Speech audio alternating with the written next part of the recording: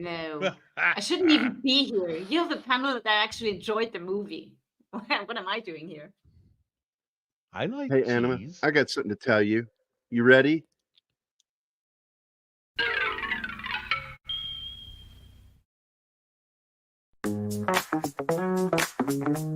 This is how it is today.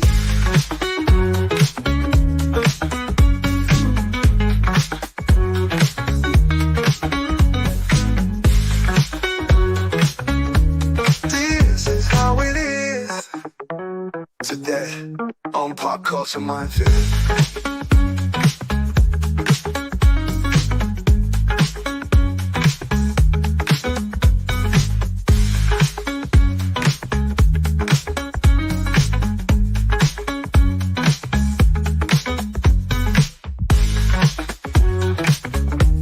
This is how it is. This is how it is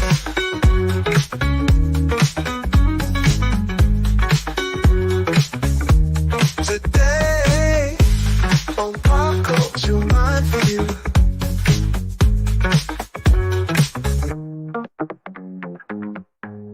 Today on Pop Culture Minefield.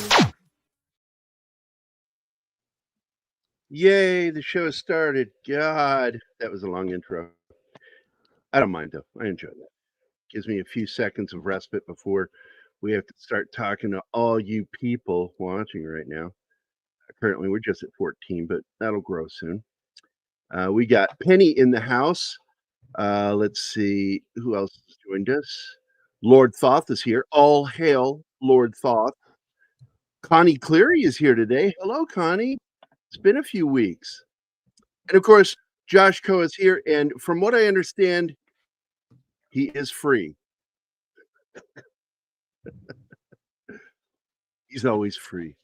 So we got a special guest here today. We got my friend Patrick Jordan, former chief of the Sheriff's Department of Los Angeles, retired. And Hello, guys. Yeah. how many did you get before you retired? How many years? How many was it? years? 38 years. Yeah. God, Just a little man, bit of time. That's a long career, dude. Yeah, you started then right in the early 80s, right? 83. I was 21. 83. And went to 59 years old. Yeah. So it was a long time. Yeah. I lived through the war on crime, the war on drugs, meaning crack, and broken windows theory, broken windows, community policing, the beginning of fentanyl, the methamphetamine. So, oh yeah,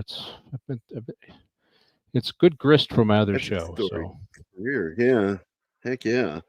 I was just telling folks what happened to me when the riots broke out after Rodney King, and it impacted us up there because I worked in the Bay Area. yeah. Aside from being in the Army Reserves, I also worked as a respiratory technician and paramedic. And I got sent up on a night call that night. That shit went down, and I was told not to get out of my vehicle and to drive my ass out of Oakland and send somebody who wasn't white. And I went, you got it. I think the only thing that saved me was the fact that I'm wearing scrubs and a lab coat. So it was obvious I was medical. Yeah. But that was a scary night. I had a guy try to open my passenger door, and I was in a Toyota that auto locked all doors when you got in. And I was like going, oh, thank God I had that auto lock on there, because like that guy tried to get in my passenger door. I was like, fuckity fuck. But you had to serve during that period, and I bet that was hairy. Well, I was actually serving near Universal Studios. I ran a cadre of folks that policed the studios and City Walk, if you guys have ever been there at the time. And so it was a nice area, but I put my vest on. I had 3 guns in the office, and I wore them all the way home just in case, because they would, you could get followed, and yep. And I'm thinking I was a gas guy, right? So I knew how to launch the gas grenades and all that stuff. So I figured, okay, they're going to pull me, they're going to deploy me. Nope, I was told to stay there and defend the studio. So what did I do during the war of the riots? I made sure all the rich people and the stars were safe. So It's a dirty job, but somebody's got that's to. yeah. Everybody was saying thank you for the Somebody's gonna service, do sir. it, I felt yeah. so bad, It's like, oh my God, and I went down to the areas that were impacted in LA. It was pretty rough in certain areas, particularly in some areas of Hollywood and Koreatown got hit, and yeah, it was pretty, it was pretty bad. You could see LA has a series of mountains and valleys. So if you got into a mountain area, you could see the city burning, and it was pretty bad. Then we had Rodney King 2. It wasn't quite as bad. I did get deployed for that, but they wouldn't let me shoot any tear gas. I was so disappointed. No tear gas. But Yeah. that's the fun stuff. Yeah. It's good. Yeah. It's literal eye candy. Yeah. Yeah, right. Well, it was the gas grenade was really it was just an Ithaca shotgun that had a propellant shell, right? And then you had a cone on the top, and you would just drop the grenade in and just shoot it like the shotgun. Obviously you were raising the elevation to where you want it to go, and that's really all it was a shotgun with some modifications to launch gas grenades. But people would see that with the big cone on the front, and they're thinking, "Oh my God, they're bringing in the bazookas." So, bazooka. But let's talk a little bit about this film, because I know, like, the real life operation was a lot less spectacular than what they show in the film, but that's because it's a film. They had to sex it up, and make it a little more exciting. But I know that, like, Gene Hackman had issues playing. The real guy's name is Eddie Egan, but in film it's Jimmy Popeye Doyle. And his partner's name in the movie is Russo, but in real life it was Grosso, right? Grosso. Yeah, Grosso. And he's the subject in this film with Doyle. Or Popeye, because that was his nickname, is Popeye, Eddie Egan. But he also got another film called The 7-Ups, which you and I are both fans of, and you did talk about it too. And we need to do it sometime, because I just love that movie, The 7-Ups. It's the same character I think it's after the events, because they both got deployed separately to different divisions after what went down there. Grosso went into production afterwards. He produced a few things. They both kind of did a lot of film and TV work. Yes, they did. As time went by. Because Egan was in, besides being in the movie here, both of them were in this movie. Egan was in something else. I can't remember the name of the movie now. I did it. I can't remember what it was. So, but yeah, and I did read that about Hackman and these guys. And you have to keep in mind, these guys were, they were the stars. They were a couple of they were legendary in the NYPD. I had a couple of NYPD guys on both shows, the 7-Up and this show here, and I think I had some NYPD guys. I did Prince of the City as well, and they talked about them. They were rock stars on NYPD at the time and legendary for a couple decades afterwards. Yeah, and this movie, along with Serpico, were the final nail in the coffin of the genial Irish cop on the beat sort of cop movie. This is a new era. You can definitely see. Yeah, somewhere between this film and the stuff that, oh my God, the guy that you and I talk about all the time, Patrick, wrote Police Story. Oh my God. Oh, Joseph Wamba. Joseph Wamba. Wamba, between this movie and Wamba, those two, Eddie Egan and Wamba, helped change the way policemen were shown in film and television. Yes. And it started the realism period for law enforcement, the ugly side, including even Serpico. The anti-hero kind of thing for some of them, with Clint Eastwood and Dirty Harry and, because even Wamba stuff, so these are flawed men, mostly men portrayed in those. but they were doing what we said the Lord's work, right? And but you get to see they're no. It's no longer, probably the best way to say is they're no longer Joe Friday, right? It's you see the ugly side, and I think the New Centurions shows it a little bit, where you see how the working on the streets can impact people in terms of alcoholism, police suicides, and other things, which I've actually done on my other show. The whole self-deletion thing was really prevalent in the New Centurions. And that was with George C. Scott, as I recall, right? And a young Eric Estrada is in that. I remember Eric Estrada before he got his teeth fixed. Stacy Keach was George C. Scott's partner in that one, and he gets killed in the end. So so the anti-hero, such or a good film. The flawed hero is probably the way to say it. Yeah. The other thing that's interesting about this, even over most other police procedural type movies around the early 70s, is if you've ever heard a character in a movie say, detective work is 90%, boredom. The middle of this movie shows you how much effort, how much work goes into a surveillance operation and how boring it is.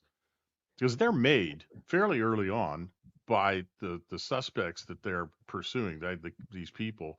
And so it becomes a cat and mouse game. Yeah. And I mean, it's from the point of view of looking at it from a police operations point of view, it's an eye opener. Because they can't afford to let these guys get away from them, even though now these guys know they're being followed. They even know who's following them. They recognize individual cops. So it becomes a very difficult job. The interesting thing is we had a cocaine dealer in L.A., Freeway Ricky Ross, who was very prolific and $100 million selling.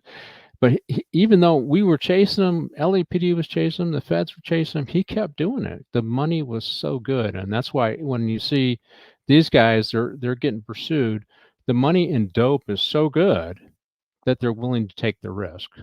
So, I mean, I hear what you're saying. They know they're being followed. You have to assume when you're in the dope trade that, because think about it, you're selling to people who are using.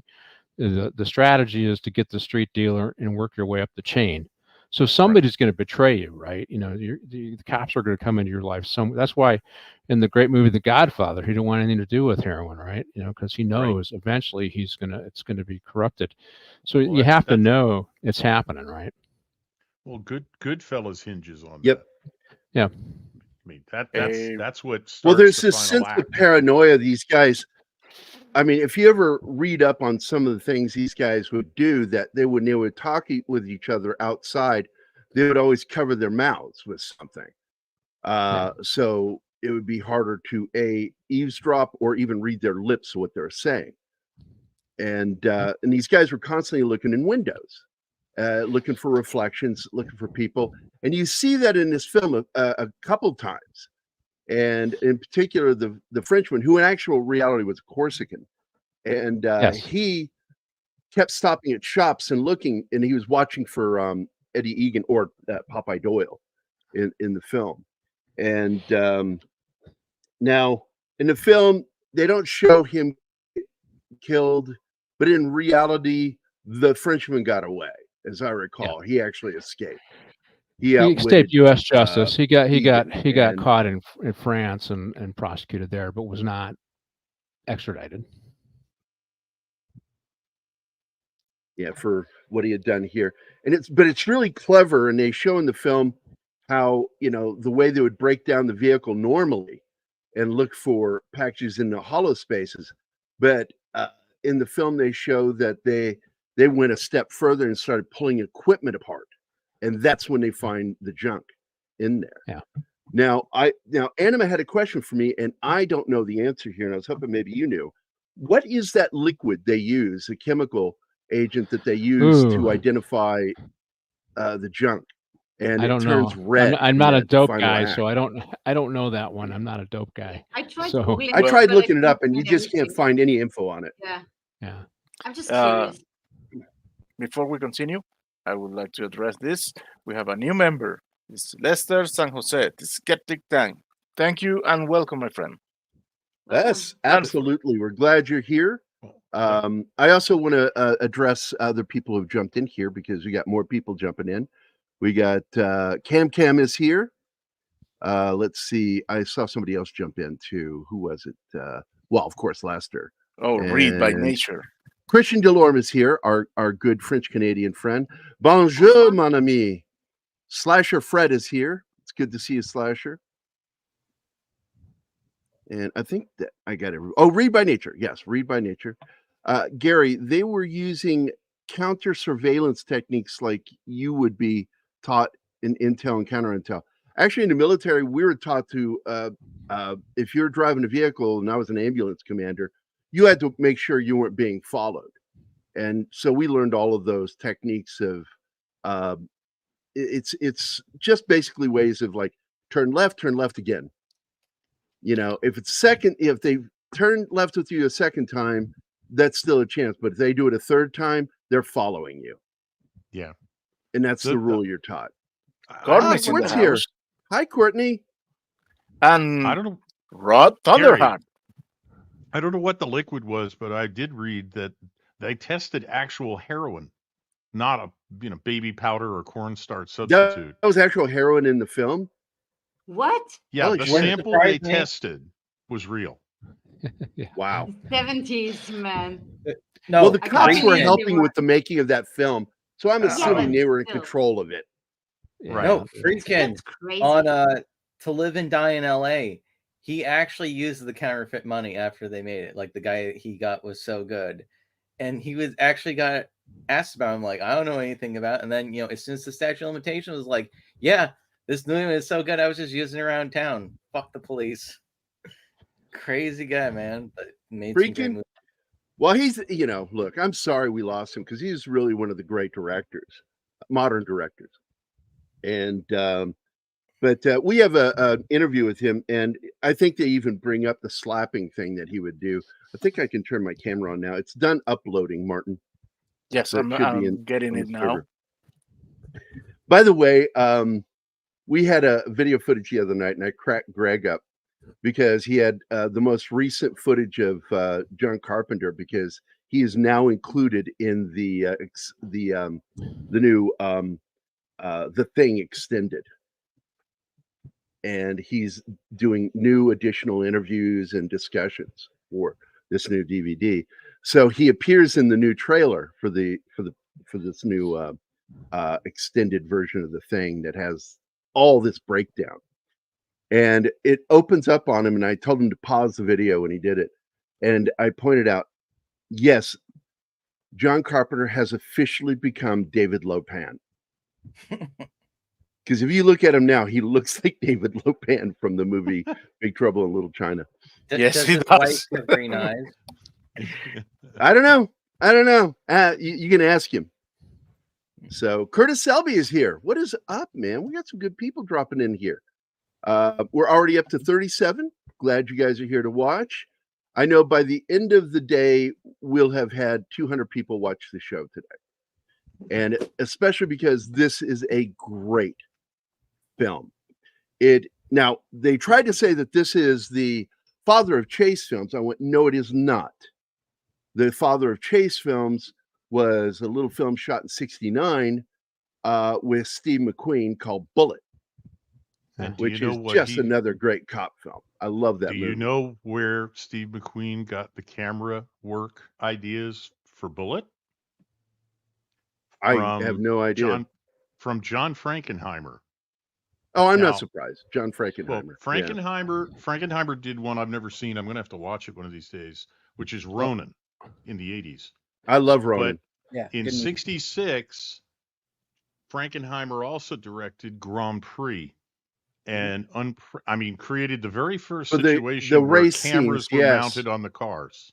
Yep, for the race Ronin, scenes. he said, Frankenheimer actually said in an interview that Ronin was basically just all of the camera techniques from Grand Prix applied to a car chase instead of an auto race.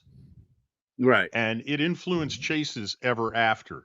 This one had because that was the first time they'd ever done that. And that's why Bullet is the father of the modern chase film.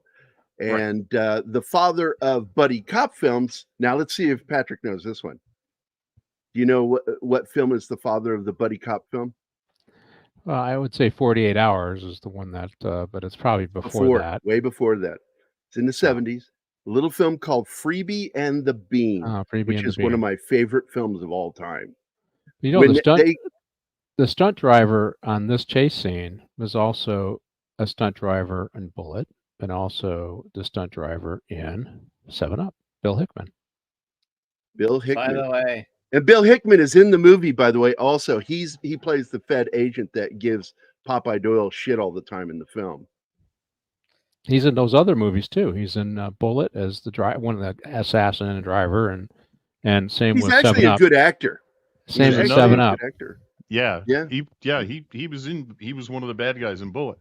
But the one of the regular rank and file stuntmen on this went on to have quite a career.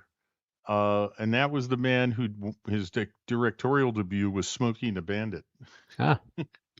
Nice. Oh, okay. Now I will tell you that Hackman did do some of his driving in this. In fact, he's the one. They had what ended up happening. It's not true guerrilla filmmaking, but Friedkin did something akin to guerrilla filmmaking that they didn't actually get the permits for some of these chase scenes, but the city police were actually helping them. And they would block off streets and shit for the chase scene. And they would have stunt drivers out there. But there was an oversight mistake. When he gets hit by that car, T-Bone, it's actually a guy that had just gotten in the car to drive to work and hits Hackman driving the car. And Hackman does that stunt where he slams up against the pillar and does just shitloads of damage to that car.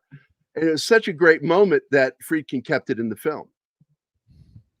But I don't think the guy got hurt, but he definitely didn't get to work on time that day. With the exception of the lady with the stroller and the baby, which was a preset rehearsed stunt. Yeah, it was a preset stunt. The end of the chase is in uncontrolled traffic because they drove out of their controlled area where they had control of the street lights. And that's where it becomes traffic. Guerrilla filmmaking. And Friedkin, I love Friedkin, man. I love him. I love his films. I love the way he directed. I had problems with the way he would but I understand why he did it. Like in The Exorcist, he was trying to get the priest, because he's not an actor, he's a priest. He's a real priest. He had real clergy in that freaking movie. The Catholic Church supported the production of The Exorcist. And they said they would only do it if they agreed to not make it another Rosemary's Baby where evil wins. And they concurred and went with that. But in that final scene where Damien has fallen down those stairs and he's dying at the base of the stairs, and his best friend, who's played by a real priest, is supposed to give him his last rites. When they started shooting the scene, Friedkin wasn't getting the performance he wanted out of this priest. So he walked up to him and he asked these questions. He goes, "Do you trust me?" And the priest says, "Yes, of course I do." And he fucking open hand slapped him so fucking hard, and then said, "Action." So when you see that moment when he kneels down and his hand's shaking, that was shaking because he had just gotten belted by the director. Hey, Gary, read the private chat, please. Must not have been an Irish guy, an Irish priest. Hit him back. He was. No. He was. He was. He was an Irish priest. No, not in that. Trust this. Well, that's fine. You can just share it. You can just share the video. Yeah, this is probably the single most dangerous car chase scene ever filmed, because they went outside of the controlled area. And there were actual, like you said, a guy on his way to work who had no idea. The only thing they had, pulled out. The only thing they had as a warning was they put a flashing light on top of the chase car. That's it. Now, in real life, this actor here is Spanish, but he's also fluent in French, and I think he's. I don't know. I do believe he's Spanish. I think he was from Spain. I looked it up yesterday and read that to Anima. And Marseille is a French island, and people who are from there are referred to as Corsican, but they are still French citizens, even though they're a mixture of Spanish and Italian. Yeah, he was a famous Spanish actor. That was Fernando Rey. Yes. Yes, I Fernando saw him Rey. a lot when I was a little kid. I'm going to bet because he was speaking Spanish, right? Your powers of observation, Gary, are. Are you It's more or less. Gary? I'm just taking a piss on Martin about being from Venezuela. It's like, are you insinuating, Gary, that Martin is not fluent in French? Are you insinuating? I cannot speak it, but I can understand it. Yep. By the way, I've also been to Marseille, Courtney, and it's beautiful. I loved it there. It's the only place I got to go to that was off the continental Europe. Well, I wanted to go. What is it? Rick's Cafe was at what is that? At Casablanca. We had a chance to go there, and we ended up not being able to go due to time constraints. That's a pity. I've always wanted to go there. It's just I've been a fan of that place since I was a kid. Hey, Awesome One is here. Yeah, Frog 1 and Frog 2. That's right. Yeah. Frog 1 and Frog 2. And of course, French Canadians I refer to as faux frogs. Comme ça va. But Slasher, what do you say? Speaking of The Exorcist, in the director's cut, they also cut scene where Reagan is at the dinner party. Yeah, that's a messy scene. It's kind of bizarre. It's in the special cut. They included in that, and they included the staircase scene, which I don't know. It still looks weird and unrealistic to me. So I would have been fine with them leaving it out, which is why I think Friedkin left it out in the first place. Yeah, he never did a director's cut. It's just, something they released. Well, it's something that Kurt Kermode did, because I met him years ago before he did the documentary, and I helped him do his Blade Runner documentary, On the Edge of Blade Runner. And him, he's a sharp dude. We're politically diverse, but we didn't have to talk politics. We talk movies, and it's a really knowledgeable guy, and I like his documentaries. And he did the best Exorcist documentary there is. So, but Frog 1, Frog 2, I love that. That's their call signs that they give to the two French guys. Yeah. Now, Sonny Grosso, his real name is Salvatore Anthony Grosso. And just down to earth fucking Italian. And he and Eddie Egan were the real cops that these two are based on. And they were very directly involved with the making of this film. They were the advisors for the film. Plus, they're in the movie. In the movie, yep. Grosso plays one of the feds. And not the one that Popeye Doyle shoots. That's actually, what's his name? The stuntman. Hickman, yeah. Hickman. Hickman played that agent. But he is the one that plays the fed that gets caught looking at the bad guy. When the guy turns, does it twice. Gets caught looking at him like, God damn, dude, direct eye contact. What the fuck? And I'm assuming that he did that to show, I think that was a personal dig at the feds that were working with him, that they weren't very good at surveillance. Yeah, and it's and nowadays, I mean, that's a lot of what mostly they do. I mean, back when in the 60s, 70s, I mean, they did some of that, but they were also, this took place, by the way, in 62, right? Right. Their big claim to fame, what made the FBI big was, Public Enemy #1, going after the bank robbers. And they were still in that mode. They have since switched to more intelligence kind of things since September 11th. So they do a lot more surveillance than they used to. But they also did surveillance from vehicles a lot of the time. Yeah, right. But if you're doing, like, if you're a local, then this is your backyard, right? You do it all the time in your backyard. But if you're a fed, particularly if you're coming from another city, your knowledge of the streets, your knowledge of the train cars, knowledge of the buses is limited. And so you struggle, right? So that's, and we actually talked, when I did this movie, we actually talked about the surveillance techniques with New York detective who did surveillance in New York, and he said, "Yeah, it's really hard because in L.A., we could use helicopters. You have to use a car if you're dealing drugs in L.A., right? So you can, so you can use helicopters, you can use multiple cars to follow people. But if you're on the street, I mean, like when we were seeing earlier, Popeye Doyle's following somebody, right? And Doyle's got his signature cap on, right? That ain't gonna work because you got to change up your. Is it called a pie? Yeah, I mean, I see a hat like that. You recognize that, a mile away, right? So you're constantly changing. You want to look nondescript, right? And he looks very. So there, it's just a challenge, and we talked about specifically where he Frog One. Pork pie hat. Pork pie. Yeah, hat. he gets away from Doyle, but he also makes sure Doyle knows that he's following him, right? And Doyle's limited because he's following him by himself. He says, "Yeah, there's no way you can do a surveillance like that by yourself." And so it's very difficult to do a surveillance on foot in New York, a place like Manhattan. The more spread out you get, you can use other resources and other methods, like I said, which they do show one of those methods, which is the handoff, where one cop turns a corner, goes another direction, and the other cop takes over and follows him for a while. And then another one does that, and they just stay on him. And that way you kind of shake it up and can break the spell of being followed. Because these guys are paranoid. They're always worried they're being followed.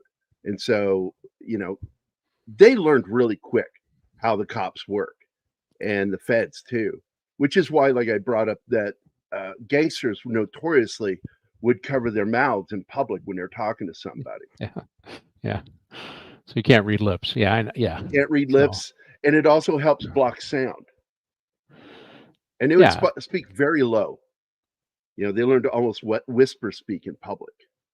Because I've watched all those specials, going back all the way to the 80s, like behind the scenes of Goodfellas and all that stuff. And you actually hear the feds talk about what they would do. And I'm like, I love that stuff. I was fascinated with law enforcement. And the only reason I didn't become a police officer instead of a paramedic was because I got put on that list of people. If you're, what do they call that when they choose race and gender over? It's affirmative action. So, affirmative action. Because even though I had the highest score on the test of anybody, because I was the last person there, I got bumped. And so I went, fuck you, I'll go be a paramedic then. My uncle tried to get me to be a postman like him, and I'm like, nah, it's okay. I don't want to do that. And then I regretted that later, going, God, I would have had a hell of a retirement if I'd become a postman. They had good pension. Yeah. Yeah, they do. You only have to worry about going postal. That's it, so. That's the only thing, yeah. But let's get into Gene Hackman's issues with this, because he tried to get fired. He'd been there for, I think, less than 2 weeks. I think it was 10 days they'd been shooting. And he's like, let me out of my contract. I'm not right for this part. I have so much trouble with what this guy is. He's a fucking racist. I can't stand this. I can't do this to people. And Friedkin stepped up and just said, we're not going to let you out of the contract. You're perfect for this part. You are this guy. And then Eddie Egan stepped up. And it's that bar rousting scene where you see him just tell all those black guys to get up against the wall and yell at him. And he does that. And it blew Hackman's mind, how controlled that was. But then he kind of took the illusion away from him and said, every single guy in that bar is a cop, off-duty cop. Every single black guy in that bar was an off-duty all cop. Cops. And it's like, but still just the same, that helped him. And he began to actually have a good rapport with Eddie Egan. And a lot of his ideas about him changed, that he understood that what he perceived as racism is just the fact that he'd been on duty for so long, and you just automatically assume, yeah, that's my guy. And you get to identify guys, and you know that from your years of law enforcement, that you get vibes off of people. Well, it's Don behaviors. Don Ecker refers to it as he knows how to read people. Yeah. And he could always tell when he was dealing with somebody that was being extremely deceptive, because there are behaviors that go with it. And it's a cop's hunch that starts the whole case. Yeah, but they're just randomly in the bar and they see this table and Popeye says that table is wrong. Yeah. And that's not logical. That's a gut feeling. It's like table is wrong. Let's follow the guy. There's actually a science behind this, right? Yep. And so, after September 11th, I'm flying all over the place because they gave me a security clearance, and I was developing strategies for protecting critical infrastructure, transit. And transit, you come and go, and you can't just block things off, right? And so the strategies is you look for behaviors of people. It's a behavioral assessment is what it's called, right? And the Brits use this, and the Israelis use it. And there's a certain tells that people give off when they're put under what they call a cognitive load. And so I'll give you an example. So we trained our guys to look for these different tells, and then we would send a uniformed guy onto a train car, because we had to develop the skill to where you're really good at it. I mean, obviously, like as a seasoned cop, I could see it, but I couldn't really articulate it until I actually read the books about it and got the training on it. But what happens if you present a uniformed or a security posture to somebody, if somebody's there and they want to get away with something, they're going to react differently to you than everybody else. And that's what you're looking for. And when you see that reaction, now you make the contact with them. We would, and we would ask them we'd ask the deputies to ask a series of questions. And based upon those series of questions and how they responded, it indicated whether they were being deceptive or not. So there is a science behind it. And if you're a seasoned cop, you end up understanding, it's there. It's just, for years, I knew it was there. Like you said, it's an intuition. But in reality, you're reading the body language and the reaction of people to you in uniform. Or like, there's a lot of times you're not in uniform, but they know exactly who you are, right? So and so they're reacting to you or somebody that is new that's coming in that they don't know, that they're suspicious of, and so it's that reaction that you're looking for.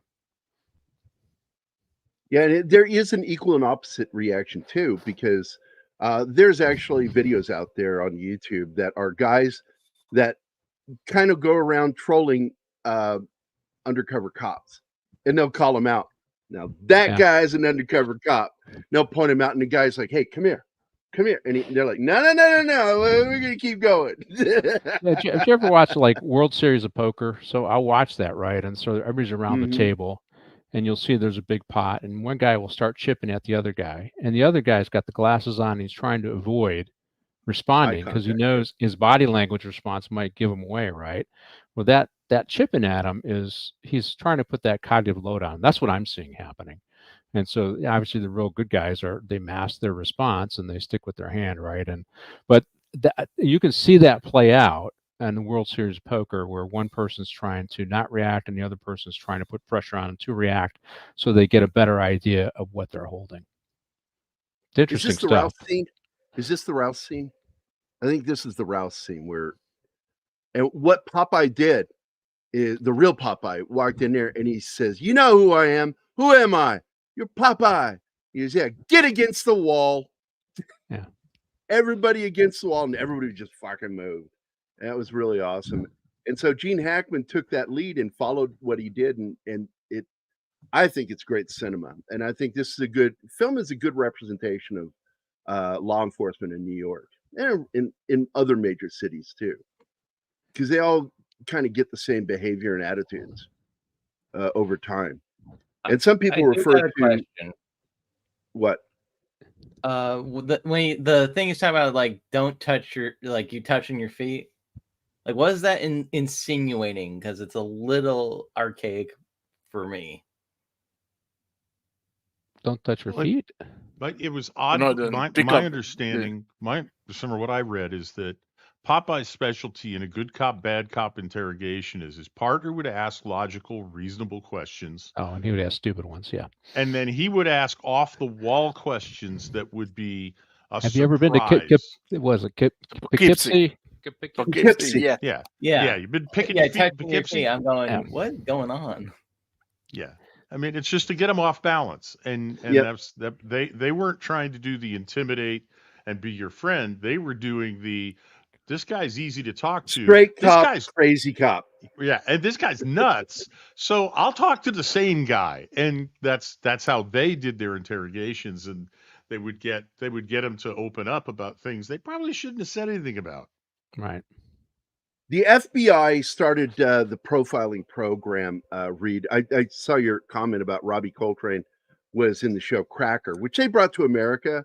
It wasn't as big a hit here, the American version, but I like the British version with Robbie Coltrane.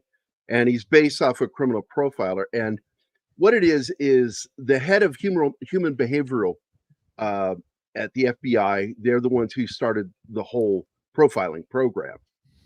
They would go around to all of the law enforcement agencies, and they went over to England to help teach them how to profile criminals.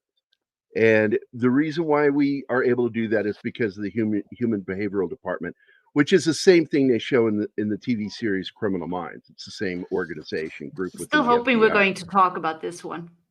I hope so too, because I'm going to go and let the cat out of the bag. My Keith's and my friend Thomas, who is an effects guy for that show, and he's been with that show for a long time, has developed a disease where he's losing his ability to speak. And so we're never going to be able to have him back on the show again because he has trouble speaking. And it broke our hearts, but he's still staying up. There's Egan. Yep. That's Ed Egan right that's there. Him. I think he plays the captain. Yeah, he plays their captain. And I love the way he gives him shit in this movie, because apparently I'm guessing that was sort of the way he got treated by his captain.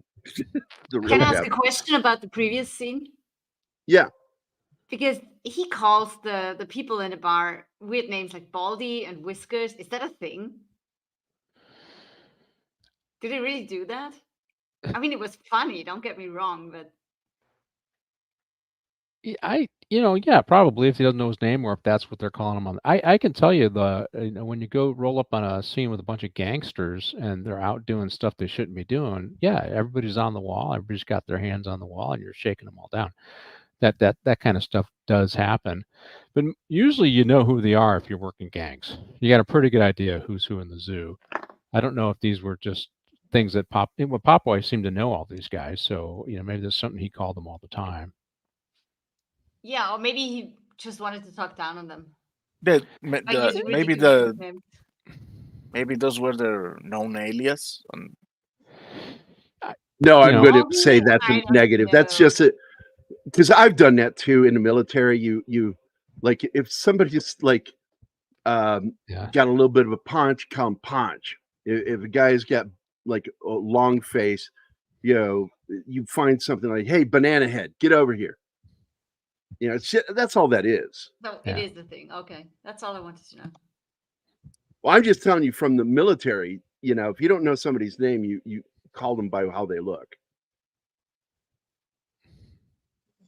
And it is also how drill sergeants come up with such creative nicknames for soldiers. Oh yeah, well, but drill sergeants, their job is to break people, so they can talk how. Yeah, but it's the whole dehumanization thing too. Yeah, but that's not what's going on. Everybody here. does Those it. are just That's suspects. That's not. It's another way of keeping somebody off their natural footing, and so that's why he does it, and goes along with what Patrick was saying a minute ago. Keep and Red Shirt, keeping them off their normal footing. Now here's the car that is packed full of heroin. And they're going to take it to the auction. It's landing here in the United States. And of course, the auction is set up. Yeah. Because the person that's going to get that car is the person that's supposed to get that car.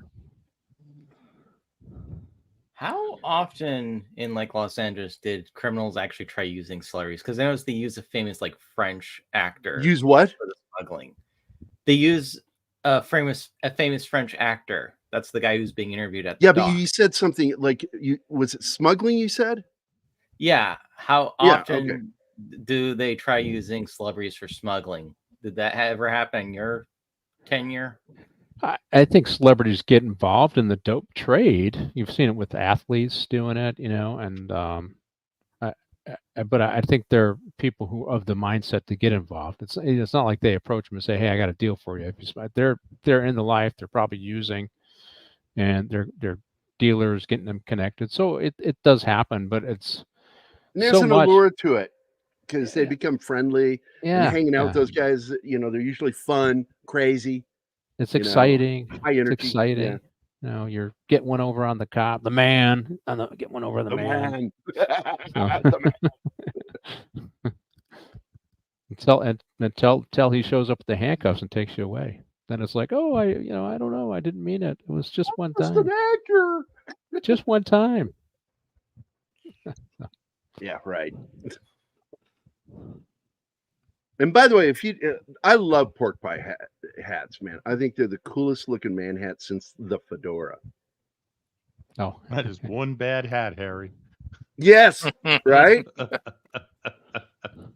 Yeah, the fedora is cool. The pork pie hat makes you look like Mr. Bean. I got to go back. Paulie wears that. Paulie wears a pork pie hat. I love when he wears those hats. We don't talk about that. Yes, we do. We love that hat. I love it. And by the way, fucking Magnum PI mustache on him now. Holy shit. Right? I got to go back and talk about Hackman not wanting to do this because it was, he didn't like the violence and all. That was the same thing with Dirty Harry. And this is just the new generation of actors, I think, after World War II, because I don't think you'd have had any actor that had been in World War II or Korea that would have been a little cringy on this stuff. This was the attitudes coming out of the 60s and 70s that, I don't want to do anything. It's so funny because he was a Marine, man.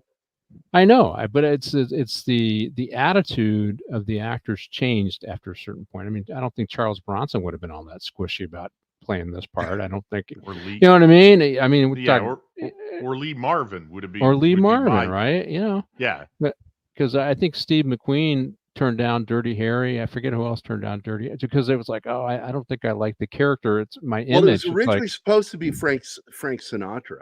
Yeah, and even him too. Sinatra had to turn it down because he had broken his wrist and he couldn't support the Magnum, the 44 Magnum. It's just too heavy. So he tried to can't we just put it down to like a regular 38? They're like, no, Frank. He carries a 44 Magnum, the most powerful handgun in the world, and it'll blow your head clean off. No, Frank. So that's why we ended up getting other actors running out for that role. But some of them really did turn it down because they thought it was too violent. And I'm like, that's so, I'm sorry, I'm going to use the word, it's pussified. I just think that's pussified as hell. And I just don't understand that mindset where Clint Eastwood was like, yeah, I'll do it. Yeah. Well, even just to point out that for all that Gene Hackman didn't want to do this role when he started, he was trying to get out of the contract. He hated it. He gives one of the best, by the end, he gives one of the best performances of his career as Potboy Doyle. He got the fucking Oscar for it. Yeah. I know. I mean, it turned out. And I've got that video for us to watch today, his acceptance. And this was his first real movie. He has always played secondary characters up to this point. This was the first one that showed who he was as a lead. And I was so fucking happy for him. But what's sad is, he kept trying to go for the award stuff. He kept trying out for that stuff and finally gave up and said, it's really more about the paycheck. And so he started doing roles for the paycheck, and which I think is a smarter move. By the way, we've got some starred comments. What is this one? Yes, someone talking to Bob Hope. Could you take this package for me? Don't open it. Yeah, right. It's like, no, I'm not going to do that. But we have some starred comments. Let me get up here to these. Again, I want to thank Lester San Jose, the Skeptic Tank, for becoming a member today. We never gave you a video, so I'm going to give you a video now. You're going to get this one. Oh, you are so big. Oh, absolutely huge. Gosh, we're all really impressed down here, I can tell you. Oh, I wanted to give him the Roadhouse. Oh, no, I wanted to give him that one because I haven't used that one really yet. Let's see. Cam's Crasher. Hello, everyone. Wamba, the new Centurion, is awesome. Completely agree with you, Cam. I think that's one of the things that really got me excited talking with you, Patrick, is your passion for great fucking cop movies and TV shows. And because I can just talk about them all day. I love those classic films. Let's see. Chief Patrick Jordan. Hi, Chief. Rick Ross. Was that the kid they made a movie about recently? I think they did make a movie about Freeway Ricky Ross, who was a coke dealer in L.A. I think they did. He kind of he got into hanging out with the rappers after he got out of prison, and was kind of a little minor celebrity in L.A. now. But yeah, he was. I remember all the major narcotics crews were chasing him, and he had a connection with the Colombians, and he was selling cocaine. Not only here, but shipping it to other cities. He was a big time dealer. Damn. So, yeah, he's a true trafficker. Then, yeah. Shout out to the Brooklyn Bridge. Yes, it's like showing a picture. It's like showing a shot of the Eiffel Tower. It tells you, okay, we're in Paris. You show a car point of view driving across the Brooklyn Bridge. You go, okay, we're going into New York. You used to just also be able to just show the Twin Towers, but you can't do that anymore. Yes. If you guys ever, and this is Slasher Fred, if you guys ever listen to audio commentary to the original Child's Play, it is mentioned that the scene where Chucky attacks Mike Norris in the car, you get the speeding car was inspired by this film. Absolutely. Huh. I remember that. And I have listened to that commentary. Again, from Slasher Fred, speaking of The Exorcist in the director's cut, you also cut the scene where Reagan is at the dinner party. Yep, I brought that up earlier. When I read your comment, and they should have cut those scenes, and I was glad they did. When they put up that extras thing, I was the special cut or whatever they called it. It wasn't a director's cut; it was final cut or special cut, and I didn't like it. Still haven't seen this movie. I saw Clifton Duncan giving Gene Hackman a chat and shout out on X today. No, fantastic. You should watch this film. It's a must see. Yes, there it is, the Robbie Coltrane comment. And one of my favorite tough guy cop movies is the movie Dick Tracy. They took all the elements from the comic book series and put it into the movie. It's a fun film, but it's not realistic at all, but it's a fun film. Frank Sinatra as Dirty Harry could have been fun if he just could have not been so limp-wristed and hold up that damn weapon after he broke his wrist. But I'm kind of glad because I think Clint Eastwood owned that. Clint Eastwood, he made it his role. Yeah, I did all 5 of them on my platform. It's hard to imagine anyone else playing Dirty Harry now. Oh yeah, I know. Over 50 years later, and still arguably one of the best chase movies. Yeah, I agree. The person I feel bad about in Dirty Harry is Andrew Robinson because he did such a good job. People couldn't see him as anything but. Oh, he got typecast. It hurt his career. Yeah. He was Scorpio in the movie, right? He was the bad guy. Yeah. The last Dirty Harry movie that I reviewed was the Deadpool, right? We went through, my guest and I ranked the best bad guys for Dirty Harry, and Scorpio, by far, the first one was the best. So, which of course is based on Zodiac. Yeah. Right.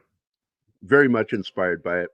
A lot of people don't know John Milius stepped in to help script doctor the screenplay. It was one of his first early jobs. And by the way, if I've never told you, Patrick, John Milius is a god to me. I fucking love John Milius. He writes men being men. And that's why his Conan film is gonna be forever the best Conan film that'll ever have been made. Yep. Yeah. And I got to say, having been taken into New York by my parents, because I lived in New Jersey, this does remind me of New York in the 70s. This isn't just the seedier neighborhoods because the cops are there looking for drug dealers. You needed a great deal of money to live nicely in New York City. There were a lot of bad neighborhoods, run down, and so on. Yeah, so we kind of do. When you talk Apache, the Bronx, this movie, the Warriors. In the 60s and 70s, New York was on its knees. They weren't providing basic services. They were down on cops. Remember, it almost went broke under Mayor Lindsay, right? And so a lot of the degrading societal stuff that you see in those movies was actually real life, right? Heroin was out of control. So it was on its knees. It wasn't until Giuliani. I mean, they started coming out of it a little bit before Giuliani, and then Giuliani put it on steroids where they cleaned up the city. But it was a very gritty, dangerous city. If you look at, remember, like the movie Midnight Cowboy, right? Oh yeah. And then Taxi Driver, Times Square, and what it was like.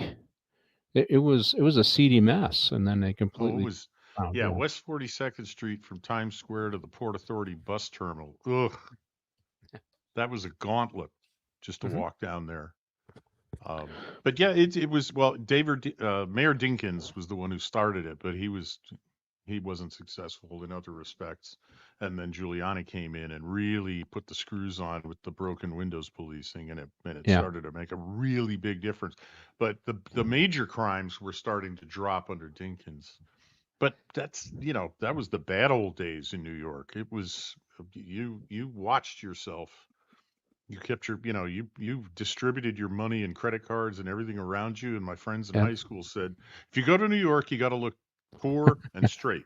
Because if you look poor, nobody will try and mug you. And if you look straight, nobody will try and sell you anything. Yeah, I've done several of these New York cop movies, and when you talk to the guys, when you get the NYPD guys on, in fact, I'm interviewing a couple of NYPD guys this week on my other show, but they talk about how bad it was, and there was an attitude before Giuliani where it was don't sweat the small stuff. They only did the big arrests. In fact, if you watch the movie Serpico, you see where Serpico ends up making this arrest where the cops shoot at Serpico, which is undercover, right? And then they want the big collar, and there was always this big deal about a collar. It's like, it's New York. It's like shooting fish in a barrel. You can make a collar every day, but making a collar in New York meant several hours of booking and that stuff, and you only wanted a good one to waste your time, because the attitude was don't waste your time on the small stuff, the big stuff. So part of that change, meaning NYPD needed to change and how they did the work. It was really surprising, because when I did law enforcement in the 80s, we were always hook and book, take them to jail. LA was always that way. NYPD wasn't. That was an attitude change they had to go through. There's a bit of trivia that I learned while researching this film recently. When they toss a straw hat on the back parcel shelf of the car and leave it in the rear window, that was apparently a universal signal to New York City cops that the car had undercover officers operating in, so that the cops wouldn't roust them or give them a ticket or do something, get the car towed. They'd leave them alone. So that was their signal. That was their, hey guys, which I thought was interesting, because it makes no sense if you don't know that, when he grabs the hat from Popeye and then he chucks it in the back of the car. It's like, why do you do that? I thought he gave it to him to wear. No, he gave it to him to put the signal out. We're on duty.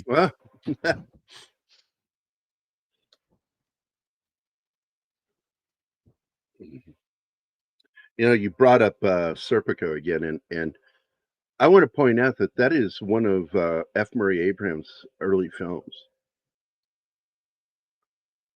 He's one of the cops that sets him up to be shot. Yeah, standing outside the door. And that, by the way, that movie, I saw that movie when I was 9 years old in the theater with my dad.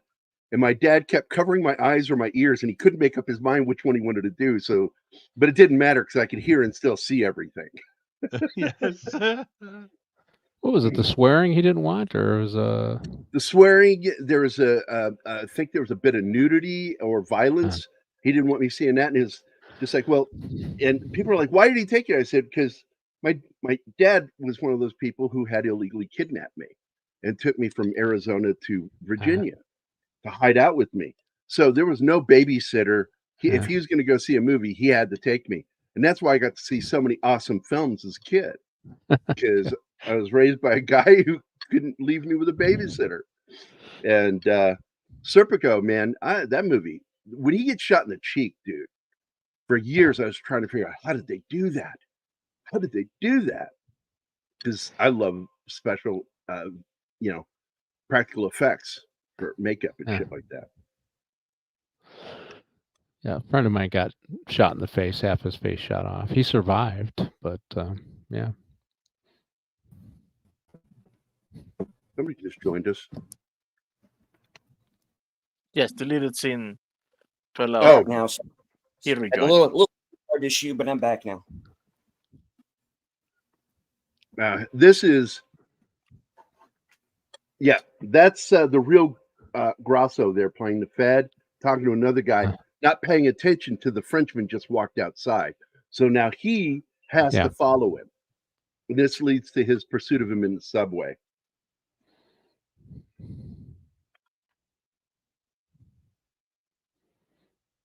Yeah, the feds don't come off well in this movie.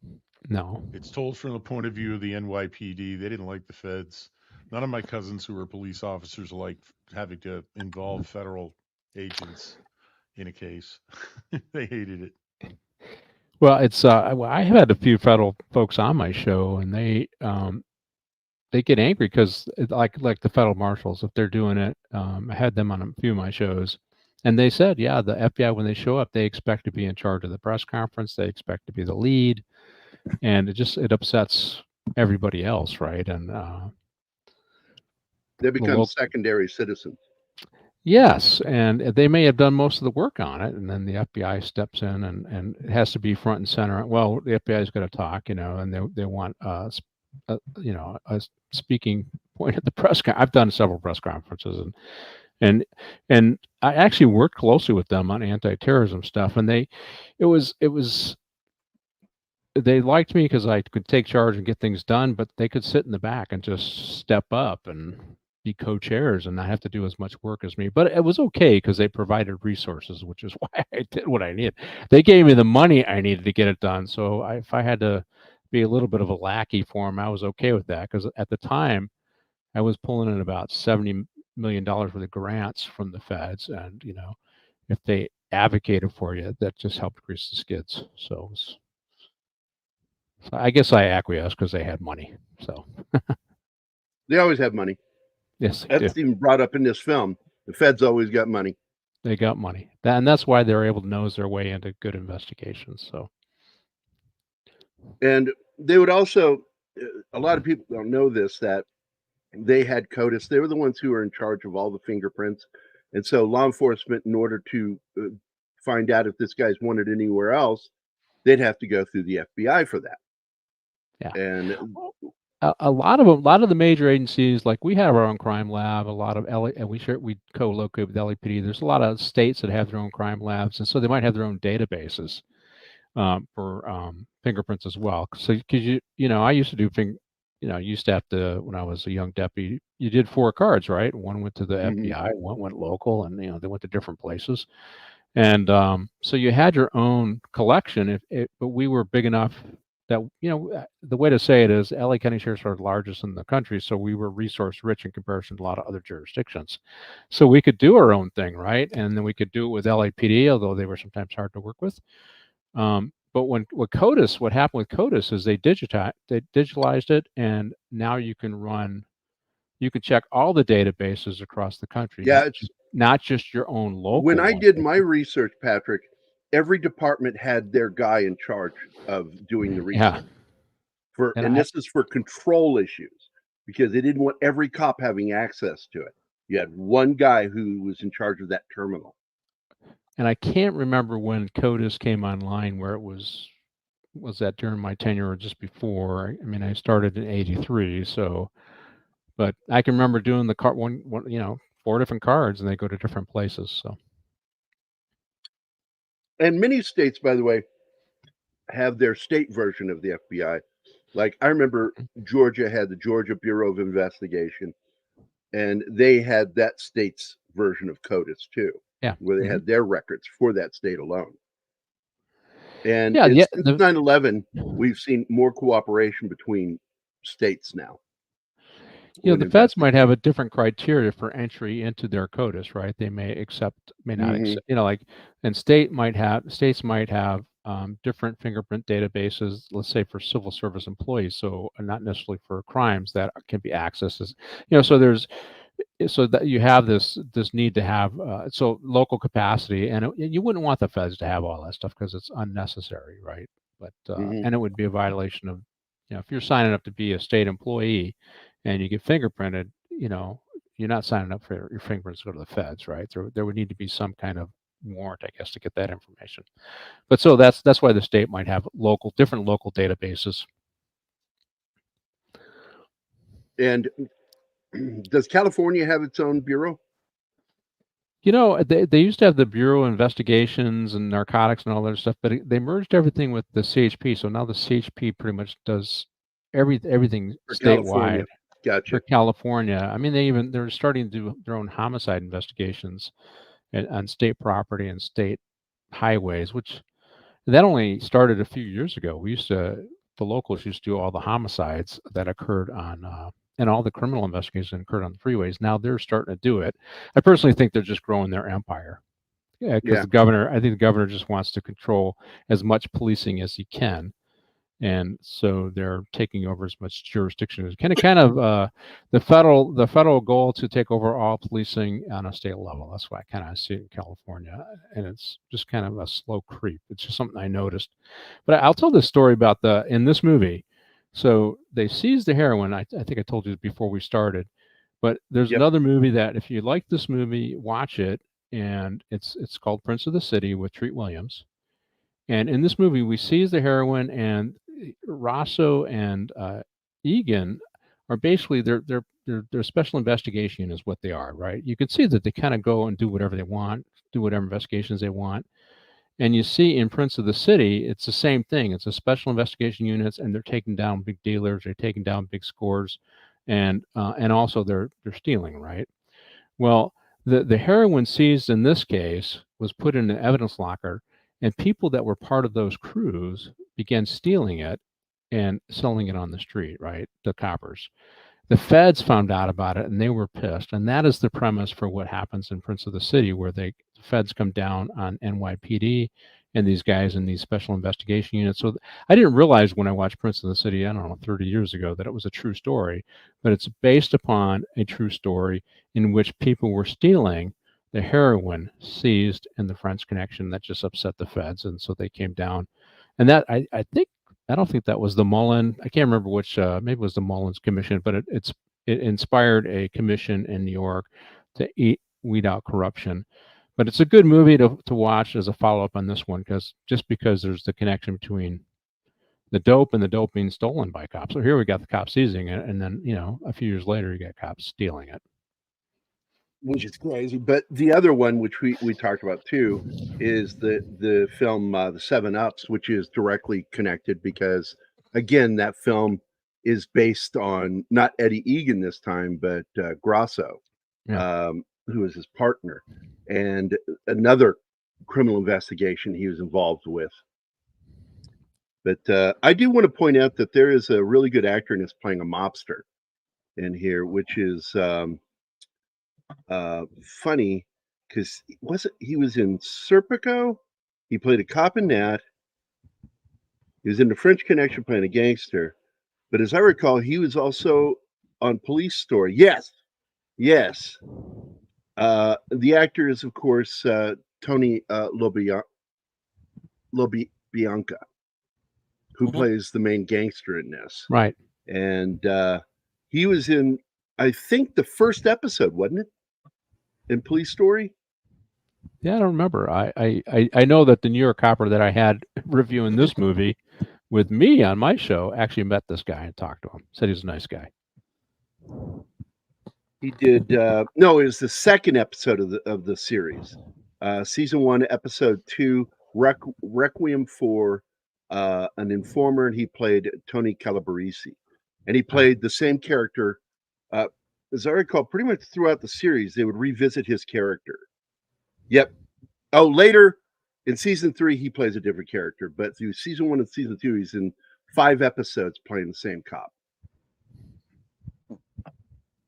And that was kind of fun because it was more an anthological series, but a lot of the cops were based on real people, so they would have the cop come back and play that character again, or the actor play that character again later. I thought that was neat. But 7-Ups, in that one, they gave Roy Scheider's character's name Vito. And, oh no, he played Buddy. That's Buddy, based on Grosso. Grosso. But Vito Tony was LaBianca is in that film too. He's in this movie and in that. He played Vito, or he played the. He played Vito. Yeah, and Vito was. I think he was a funeral home owner, and knew something about the gangsters, and he was selling out information to gangsters, and guys were kidnapping the gangsters, playing a very dangerous game there in 7-Ups. And by the way, Bill Hickman is in that one too because he was the stunt driver. And I remember going slightly off topic. I remember this 3-episode arc that Tony LaBianca did on Homicide: Life on the Street, where he plays Ned Beatty's. He plays Ned Beatty's ex-partner who comes back into the fold after he and some of the other detectives got shot.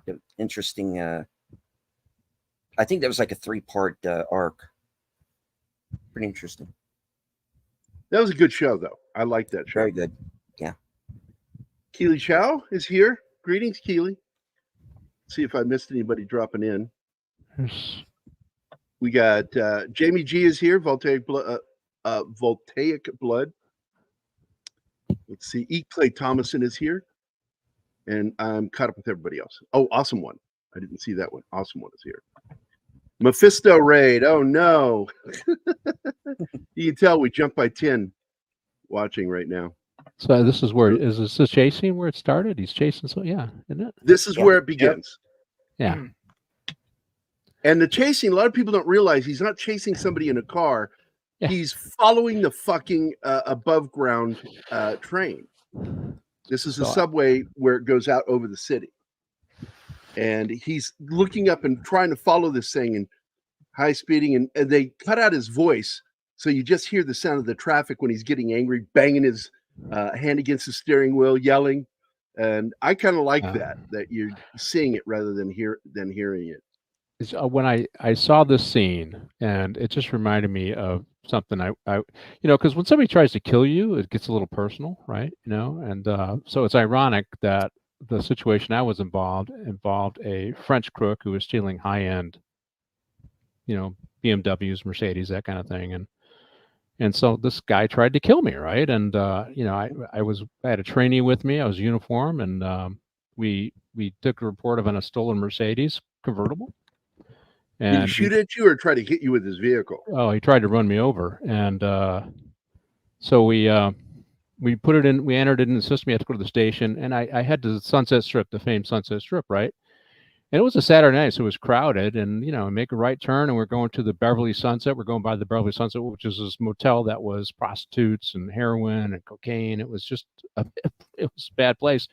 And I go, hey, there's the Mercedes, right? And I see it. And he's coming out, and he's got a little French guy with he's got a prostitute in the car, and I cut across the street. There was an opening, and I got right in front of the guy, or partially. I was a little offset, and I get out of the car. Unfortunately, I'm not in a good spot. I was driving, and I was right in front of his car. All he has to do is turn a little bit, and he can miss my car. And I got my gun out and tell him to put his hands up, and I could just see him say something to the girl.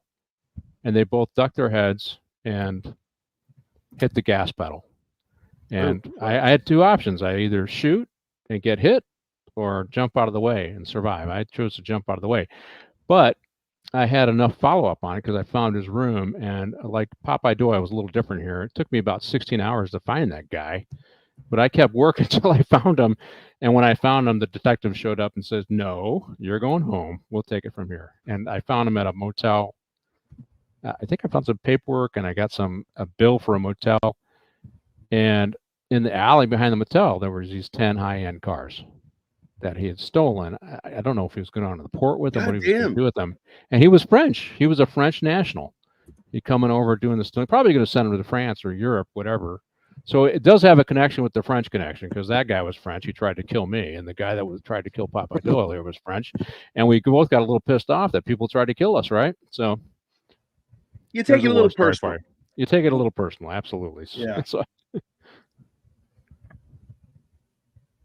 and this is a great chase scene. Oh, somebody just popped in. It is our dear friend Tom. What's up, Tom? Your feet in Poughkeepsie? Yeah. Patrick, this is Tom from Midnight's Edge. Hey, Tom, how are you? You were on the end of the bed. You were picking your feet in Poughkeepsie, weren't you? Poughkeepsie. It's like whoever has brought up Poughkeepsie in a film before, I don't think anybody's ever even made a movie there.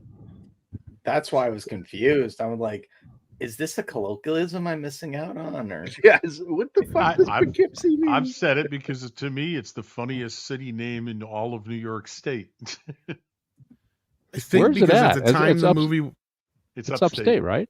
Okay. Yeah, I was gonna say I think at the time the movie was made, if I'm not mistaken, there had been a string of assaults in Poughkeepsie. So like it was like Popeye kept asking that as like a question because it came from something he used to ask everybody or something he used to ask everybody for real, the real Popeye Doyle. You know, you've been in Poughkeepsie. 70s Sunset Strip. Yeah. You ever been to Poughkeepsie? Now, I do want to point out again, I brought this up earlier, the film takes place in the 70s, but in reality, the actual incident took place in 1962. So you would have had a mishmash of 60s cars and 50s cars instead of what you got here, which is a mixture of 70s cars and a few 60s cars. But again, I would do it that same way because saves you so much on budget when you're doing a instead of a period piece, a modern piece. I forgot. I pulled up the original car that they actually used. It wasn't a Caddy, but I can't think of what. Or it wasn't a Lincoln, but I can't think of what it was now. But well, it all still worked in the 1970s. It's not like there was a particular detail that was really important. Yeah, it's a 10-year difference. Policing was still the same at that point. Mephisto, thank you so much for the all the additional watchers. It's much appreciated, my friend. Oh, Bush is here. Do you have his video? Bush. Do I have Bush's video? Oh, I don't know. It's somewhere around here. I'll probably have to go into one of the other shows. So on these chase scenes, when you end up in a chase by yourself, because I started before we had handheld radios. So you could end up in a chase where you're chasing somebody, and at the time I was running sub-6s, and I could do that for forever, right? So I lost a few partners as I chased guys, and you begin to realize, I got no help. I'm all by myself. Don't go too fast. This video is for you, Bush.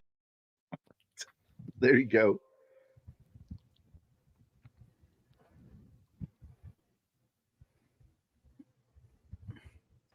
So let's see. Looks like you got the Friedkin interview and the Hackman Oscars, but you'll probably have to play the Gene Hackman interview by itself. Yep. And the reason I didn't just give the video to you to share, they have soundtrack music throughout that whole thing, and I had to try to find a way using noise gate to muffle out that fucking music while Gene's talking. And he did that interview sometime in the 2000s, as I recall. Like, I think close to 2010. He was really starting to show his age.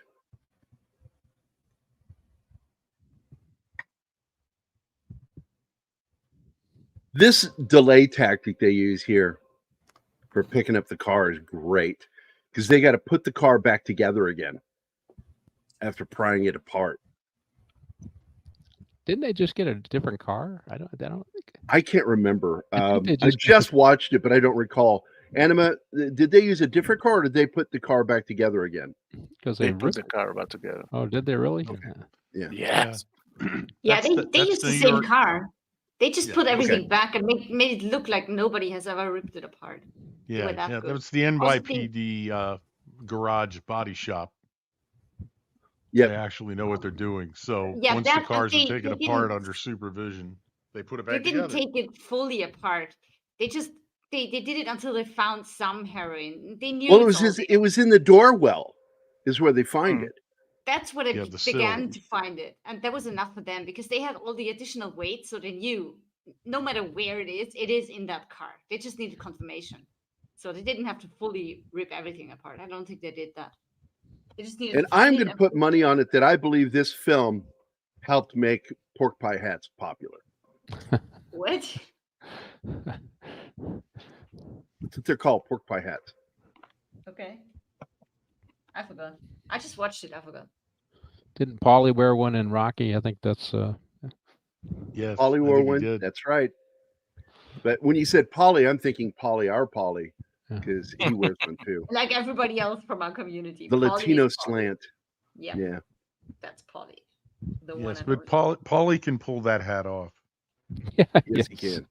He can pull everything And that off. mustache. Oh yeah. He's like, oh my God, Tom Selleck, dude. Like unbelievably thick mustache. Paulie's Fucking one of the Latinos. people you can dress him in a garbage bag and he's going to pull it off. I don't know how they do it, but yeah. We he can has put that to a garbage test, Tom. Let's get Paulie to wear a trash bag, see if it looks good on him. I'm sure it would.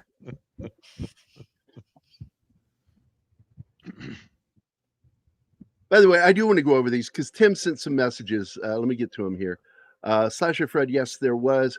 Frank was also going to be in Die Hard. Actually, he had first right of refusal for Die Hard. And he did? He refused? Yes, he did, because that's based on the same character he played in the Detective.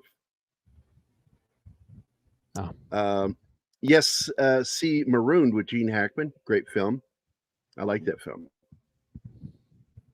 Let's see, Tim. Gary, idea for Military Monday, Slaughterhouse 5.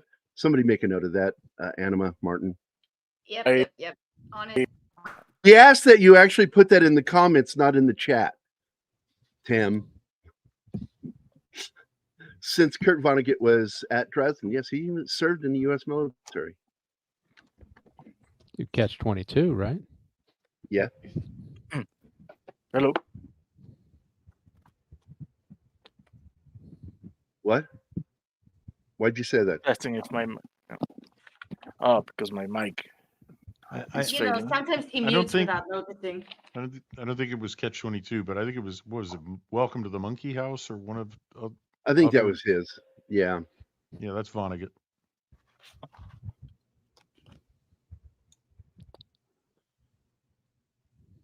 Yeah, Catch 22 was Heller, I think. Joseph Heller.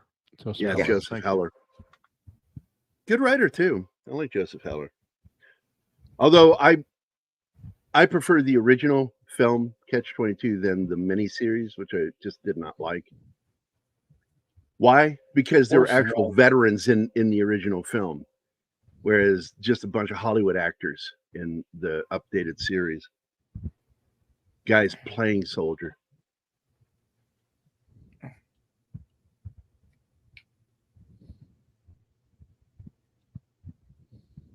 Yeah, he did Mother Night. I remember that one. Slaughterhouse 5.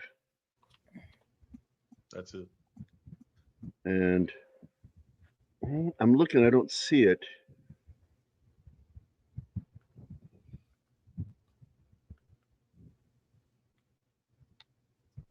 I don't remember any of these other ones. So it's not Monkey House. No, I think Unless he I think wrote it that was as straight as a Slaughterhouse 5. screenplay. Yeah, Slaughterhouse 5 is something else. And they gave that an X rating because of some of the nudity with Valerie Perrine in it, and sexual situations.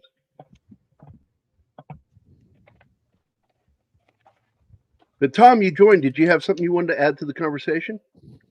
I just love this movie. Friedkin's one of my favorite directors, more so just because of his attitude and who he is than some of the films he's done. But I mean, between The Exorcist and this alone, I mean, he makes fun of other directors. I love it when he goes shits on another director, and just I love his brutal honesty. Gary, you have an echo.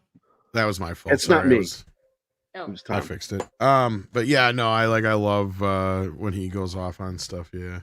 Especially like one of my more recent ones I loved was when he was asked about DVD because some idiot was like, "Well, what do you think about DVD? And don't you think you should update your films over a certain amount of years?" And I've heard DVD only lasts like 10 years or whatever. And he's like, only last, like, "Who 10 the years? fuck said that?" I know, right? And he's like, Oliver Stone. Well, or was it Oliver Stone or no? He said, "Fuck Oliver Stone." He was Oliver Stone. Was Oliver Stone? Yeah, because he's like, well, fuck Oliver Stone. Fuck that I got guy. DVDs that are 20 years old and they still play. Yeah. Yep. A really great one with Friedkin is when he's talking to the guy that directed Only God Forgives, and he's like, "Oh, I believe this will be classic." Like, how do you fucking even know that? This just came out. Exorcist is a classic. It's been 50 years. Will anyone even be talking about your fucking movie? You don't know what the fuck you're talking about. Right. He calls them out on their bullshit, and I love that. They think they're saying something intellectual, and they're just throwing around hyperbole, and that's it. And saying absolute statements about something that's new. It's like, fuck off.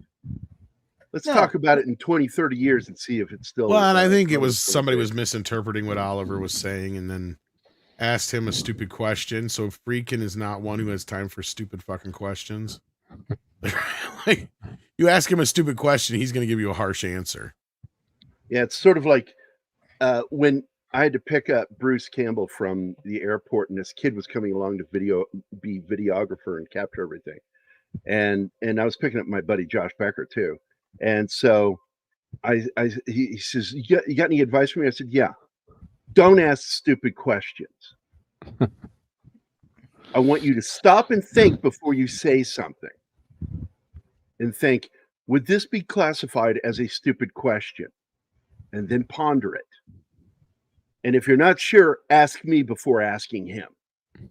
But then he didn't, and he asked a stupid question on the drive back to the film festival, and he asked him about the cut scene that he was in from The Quick and the Dead, and Bruce just cut him off at the knees. He goes, "There's no such scene. That's bullshit." And I mean, this movie also kind of made Gene Hackman a star. Yeah. It did, because before this, he was a bit actor. He was playing side characters. Well, and he almost was Mr. Brady. Yeah, I know. Crazy, right? Yeah. And this changed his life because he got an Oscar. And this is kind of one of the first movies where you see like a Dirty Harry type. Fun I'm trying to remember if this predated Dirty Harry or not. I'm trying to remember. They came out the same year. I double Was checked. it? I was going to say they were pretty close. I knew that. It was October of 71 for this, if I remember right, and December. Okay. So 2 months later, Dirty Harry. So you got. So yeah, there was no real copycat going on or anything like that. It just so happened that, you get two movies that are loosely kind of similar in tone as far as their leads come out at the same time. And yeah, it's of that era. Both of those films caught the wave of the era, the feeling of the time, especially of some of the more conservative audience in a way. Right. Yeah, the frustration with increasing crime. Yeah. Yeah.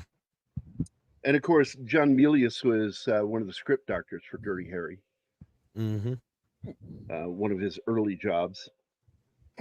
Didn't he just flat out write it? I thought he did. I know he flat out wrote the second one for sure. Yeah.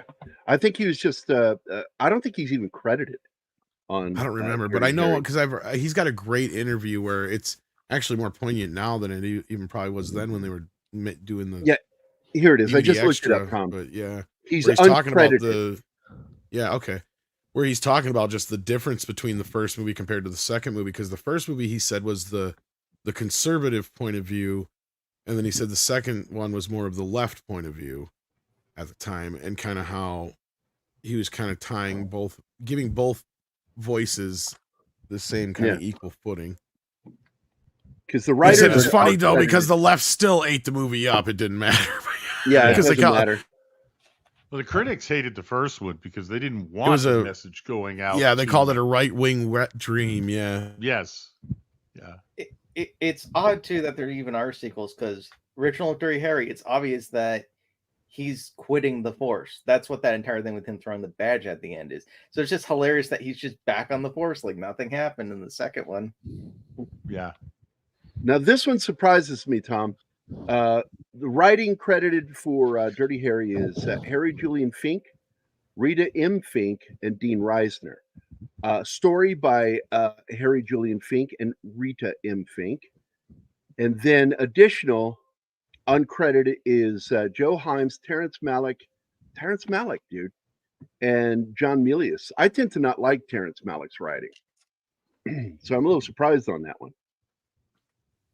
But Malick and John Milius both are uncredited for having written the screenplay or written on the screenplay. Now this is it.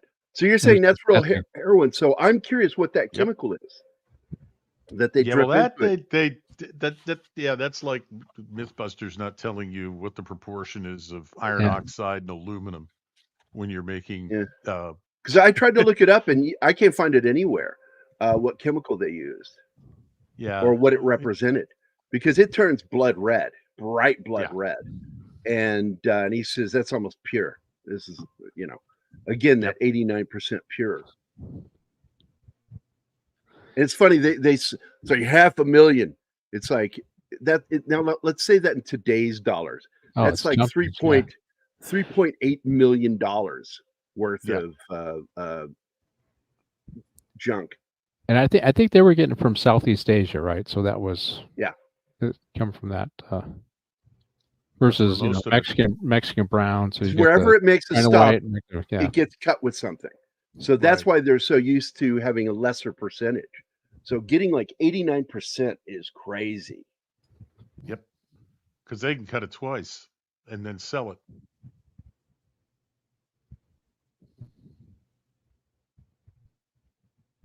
Yeah, this movie, for all of the effort, and boy, are you rooting for Popeye and Cloudy at the end, and this whole thing is coming apart as they finally move in to do the raid and bust them. Now, who doesn't love that moment though when he's parked at the end of that ramp, blocking him, and he does the wave back at him? He could flick that at him, and I laugh so hard every time he does that. I find it so funny. It's like he's returning the wave to the Frenchman. Yes.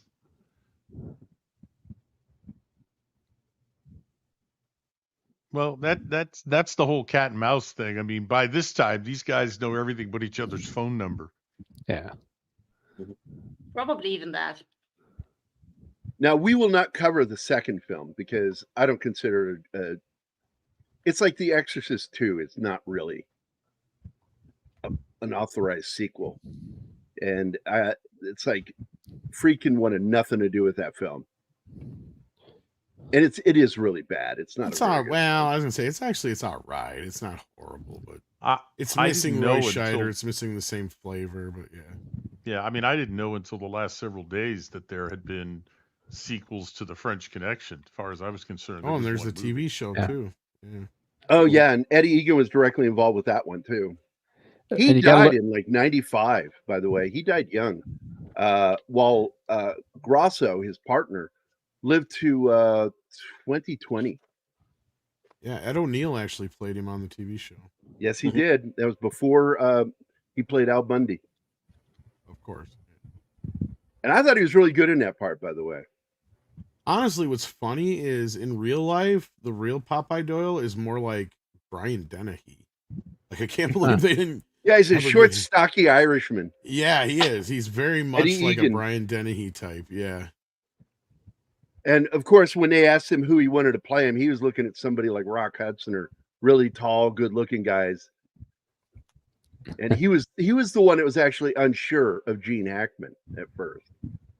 Gene Hackman's great though, but that's just because Gene Hackman's one of the greatest actors of all time. I mean, period. Yep. But like, he doesn't even have to try that hard. I was saying earlier, Tom, Hackman didn't want to do this, tried to get out of his contract. And when he realized he wasn't going to get out of the contract, he turned in one of his best performances. Yeah. Yeah, and it was because Friedkin wouldn't let him. He says, no, you're perfect for this role. This is going to be your best performance ever. I'm telling you. He didn't like how rough and gruff the character was. He called him a racist. Like some of the language. He didn't think he was a racist. He called Egan. a racist to Friedkin. I was gonna say, did they never even ever meet besides when they were in the movie together? Because I was gonna say they did, and it's in fact the scene where Egan walked in there because that's what I was gonna say. I don't think they had met before that. Yeah, it's like, how am I going to do this scene? I got to get these guys in this bar to go up against this wall. Egan walked up and walked in and says, "Everybody against the wall. You know who I am. Who am I? You're Popeye." And he went in there and owned that scene and walked over and he goes, "That's how you do it." And Hackman went in there and emulated it. And from that day forward, they started becoming friendly with each other. Yeah, the thing about it is when you're doing police work, it's you're switching from one role to another. This is the way I always, it isn't my nature to, all right, everybody get against the wall, hands on top of your head, and but you take a command presence because that's part of the job, and you slip into that role. When you have to be compassionate, you slip into the compassion role. When you need to talk to a victim you slip into that role. That's part of the job. And when you got to control a room full of people, you got to control a room full of people, and it just tells you that.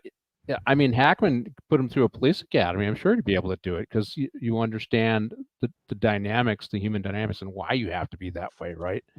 And so it doesn't surprise me that Eddie did that way. That's. I mean, you don't go to a party and say, "All right, everybody against the wall." That ain't you, man. You're having a good time, right? It's just a different role you're slipping into.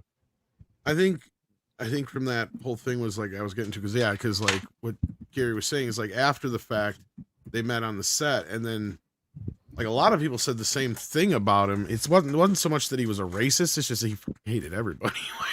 Yeah. And not only that, you got to remember the time that he was a cop. Yeah, and you got to remember the time that he was a cop too. It was at the height of the civil rights movement. There was a lot of crap going on. I mean, people think like this is what I always scuff about when we have this modern day stuff about how like, it's like it's always one sided and this, that, and the other. It's like, where have you been the last 30 years? Like the bleeding heart liberals have been doing nothing but trying to make it easier and easier for the criminals to get out of jail and harder and harder for the cops to put them in jail. Like, what the hell? What world are you living in? If you think about it, there's a direct line from Popeye Doyle's appearance in the bar where he makes the quote milkshake to Eddie Murphy's first film, 48 Hours. Where he walks I figured that's where you're going. He says to Nick Nolte, all I need is your badge. And he walks in and he owns the room with a badge, no gun, and a suit. That's it. And it does the same thing. Does the whole routine on these white guys, these redneck, he calls them rednecks and worse. And he intimidates the hell out of a bar full of guys, 3/4 of whom are bigger than he is. Right. And what is he proving with that, though? That the badge is everything. The badge is everything, and the attitude is everything. Yep. You walk in, you go. Presentation. Because, look at Tyne Daly in the Dirty Harry movie she did, where she's left in the bar while Harry goes in the back. And she's about ready to get jumped by the time Harry comes out and takes her out of there by the collar. So she had the badge, but she didn't have the attitude in that. So, not like Hooks in the Police Academy series. She'd yell all of a sudden. Some of these squishy actors. So here's Eddie Egan, right? Raised by a grandmother after being orphaned at 12, joined the U.S. Marine Corps in 1947, got called back to active duty for the Korean War. So he's not this is a guy that's had a rough life, and versus somebody who's not been through that kind of stuff. That's why I kind of this generation of actors after these World War II and Korean War veterans who are our stars are just different. They look at the world differently, I think, than the previous generation, right? I don't want to do this part. It might make me look bad. Like I said, Charles Bronson would have a problem doing this movie, and different era. Right. By the way, with this whole ending thing, my interpretation of it, he does find him, kills him. He just makes sure the body is never found because he knows he's gonna. No, he did get caught. The Frenchman got caught overseas. He escaped. The movie ended differently because he didn't. Like, I looked it up, and I can't find anything anywhere of him shooting a Fed. No, it didn't happen. No. So the actor that was the front guy, he got arrested and I think he ended up doing 4 years in prison. The French guy got away and that got picked up by the French police, and he was in prison there, but France did not extradite its own citizens. so they did not extradite him to the United States. And because the guy in real life was Corsican, he was a French national. So French national, yes. Yeah, the story I heard was that the real Jimmy Doyle hated the FBI agent so much. He was perfectly fine with having Hackman's character shoot him, which didn't happen. But he was like, go ahead and shoot him. That works. And apparently the FBI agent in question was very, very pissed when he found out how he'd been treated in this film. And that he got shot by Popeye. And he was like, that son of a bitch. I suspect his first response was, that son of a bitch told him to do it, I bet. A little bit of payback for the federal overreach, I guess. Yeah. Yeah. So before we show that one, there's a 2-minute and 20-second interview with Friedkin that I wanted to show. So here's this one with Friedkin, the director of the film. French Connection. That might be one of the finest films ever made. And you're too kind. No, let me give you that $20. And I'll give it back. But Gene Hackman in that, was Gene comfortable? Because here's why. If it's in the early 70s when that was made, Adam 12 was on TV, so people's understanding of what cops were like in terms of the Hollywood version. In the real world, in some of the poorer communities, they had a very real relationship with the police officers. Mm-hmm. So when French Connection comes out, it's a very mind-blowing moment for a lot of people to see that opening scene with how Gene Hackman behaves, and it's a very different thing. Was he easy to work with in that role? No. Gene did not really want to go to the dark side of that cop, because Gene is very liberal.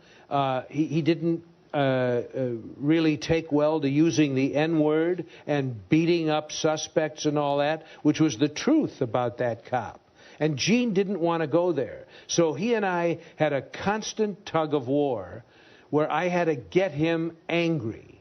And he's angry throughout that picture. Do you physically attack people you work with? There have been occasions. Yeah, you slapped people before, haven't you? Yeah, well, a priest in The Exorcist. He was not an actor. He was a priest. And it was 4 o'clock in the morning, and we were freezing. And he had to give the last rites to his friend who had just plunged from the top of a flight of steps. And the crew was there and freezing, and we did about 25, 30 takes, and he wasn't getting it. And he couldn't reach the emotional point. And I had read that other great directors had done that. John Ford, George Stevens had done that. Whack. Yeah. And I first I took him by the shoulders, and I asked him if he loved me and if he trusted me. And he said, "You know I do, Bill." I said, "Okay." And I told the cameras to get ready, and I hit him as hard as I could across the face. And I said, "Roll it." And he went right into the scene. The shock of it, the shock brought forth the tears, and afterwards he embraced me and thanked me. You can't pull that card too often, though, can you? No, I haven't done it more than 570 times. No more of that.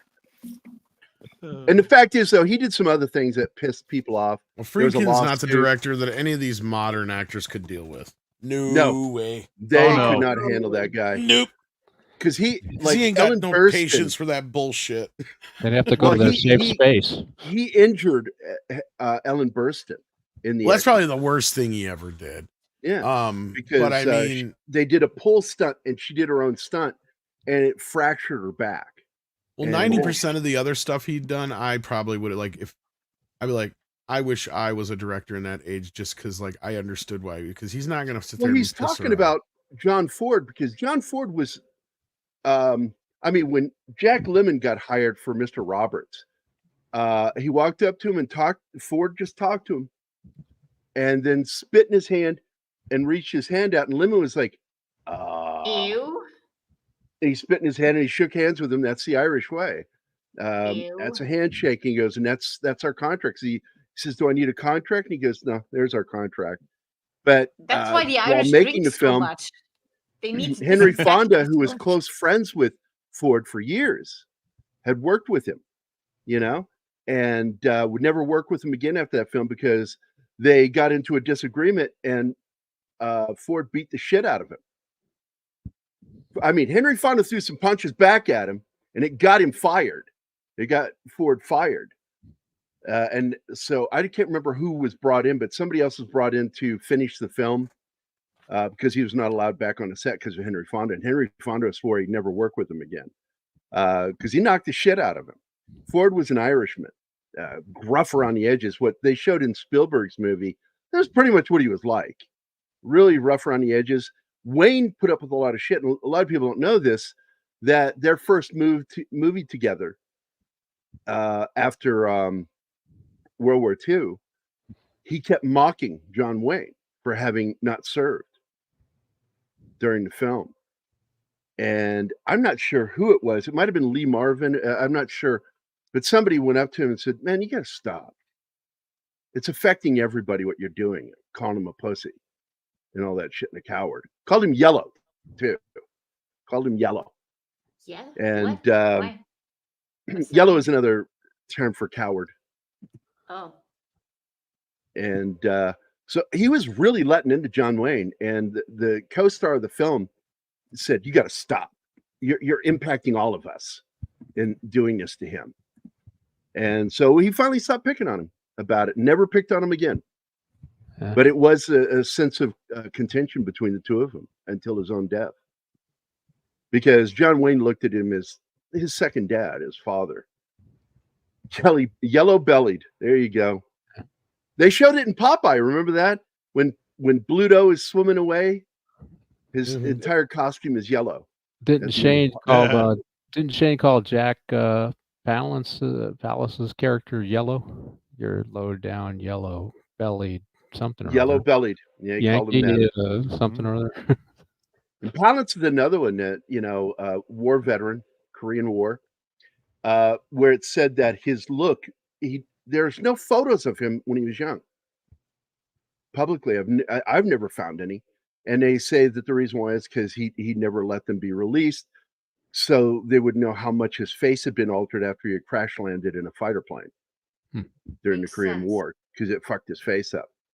So that was his look, and I love Jack Palance, man. Nobody could play. I mean, he was a great villain, dude. But then he turns around and he plays Curly in City Slickers. Fucking nails it.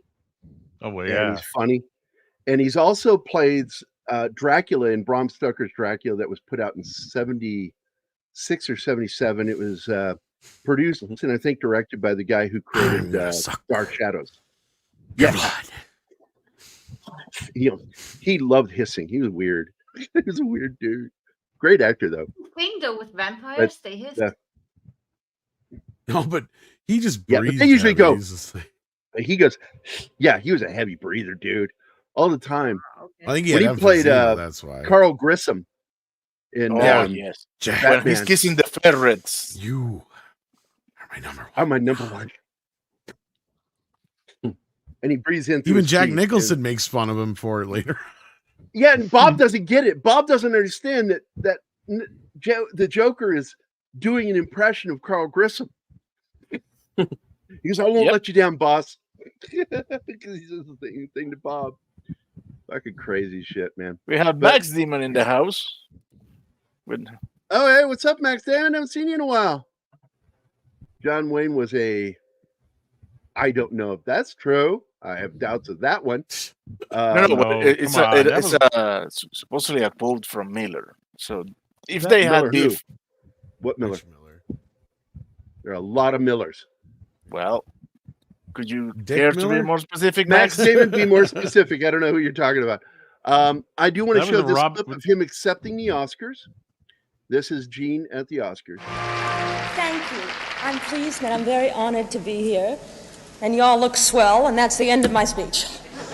Now, can you flip them over for me? Because I didn't say what I was supposed to. The 5 gentlemen tonight who are nominated for the best performance by an actor have earned that honor by following all the rules that all the great actors of all times have tried to do. And tonight is just another splendid night. They are Mr. Peter Finch in Sunday, Bloody Sunday, a Joseph Janney production, United Artists. Gene Hackman in The French Connection, D'Antoni Productions, 20th Century Fox. Walter Matthau in Koch, a Koch Company production, ABC Pictures, presentation, Cinerama. George C. Scott in The Hospital, a Howard Gottfried, Patty Chayefsky production, in association with Arthur Hiller, United Artists.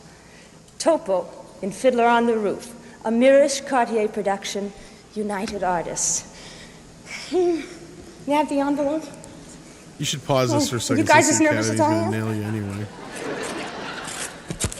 And the winner is... Remember when we actually had movies that people let actually... us pause. That's actually in the screen. Oh, okay. I was just going to say, remember when there's people who actually won awards and had movies nominated that we actually saw?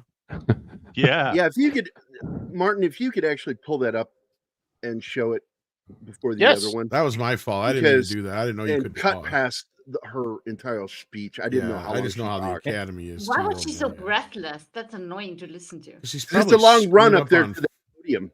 Are you I kidding me? I saw her in a movie theater about 10 years ago. She was going to watch a movie at So Tom, in Southern California. I'm pleased and I'm very honored to be here. Pass this. And y'all look swell. Great act. Another 20th Century Actions, 20th Association with United Artists.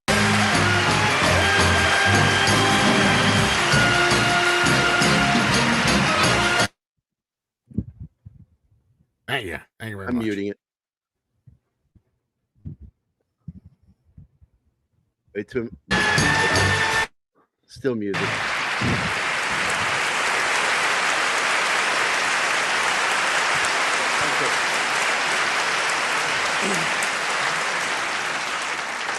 That's what it says. You know, it'd be funny is if they claim us on the applause. Well, now you got to pause. You know you have to cut this out. Oh.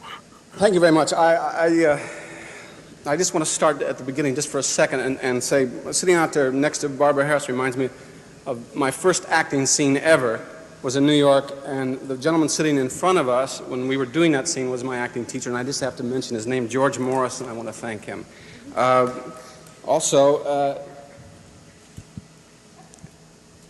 Mr. Billy Friedkin, who has already received his prize tonight, but I have to thank him because he really brought me through this when I wanted to quit. And Eddie Egan, who you all know, Mr. Phil D'Antoni, Roy Scheider, Roy,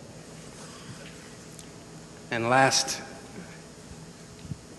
a young lady who I met in New York many years ago, Miss Filippa Maltese, and she brought me uptown. Thank you.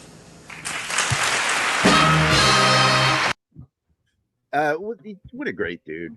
But it still shocks me because this guy is a hardcore Marine, you know, and he was still kind of one of those typical Hollywood guys, you know, not wanting to play this character. And by the way, Koch is a great film. I don't know. Have you seen that one, Chief? No, I don't think I have. Koch. I think my least favorite film that was mentioned there was Fiddler on the Roof. So I saw it as a kid. It was great. But then when I became an adult, I was like, I'm not really into those kinds of movies. Didn't like it. But Koch is a great film, as was George C. Scott in Hospital. Oh, my God. What a frenetic performance in that. Have you seen that one, Tom? Koch?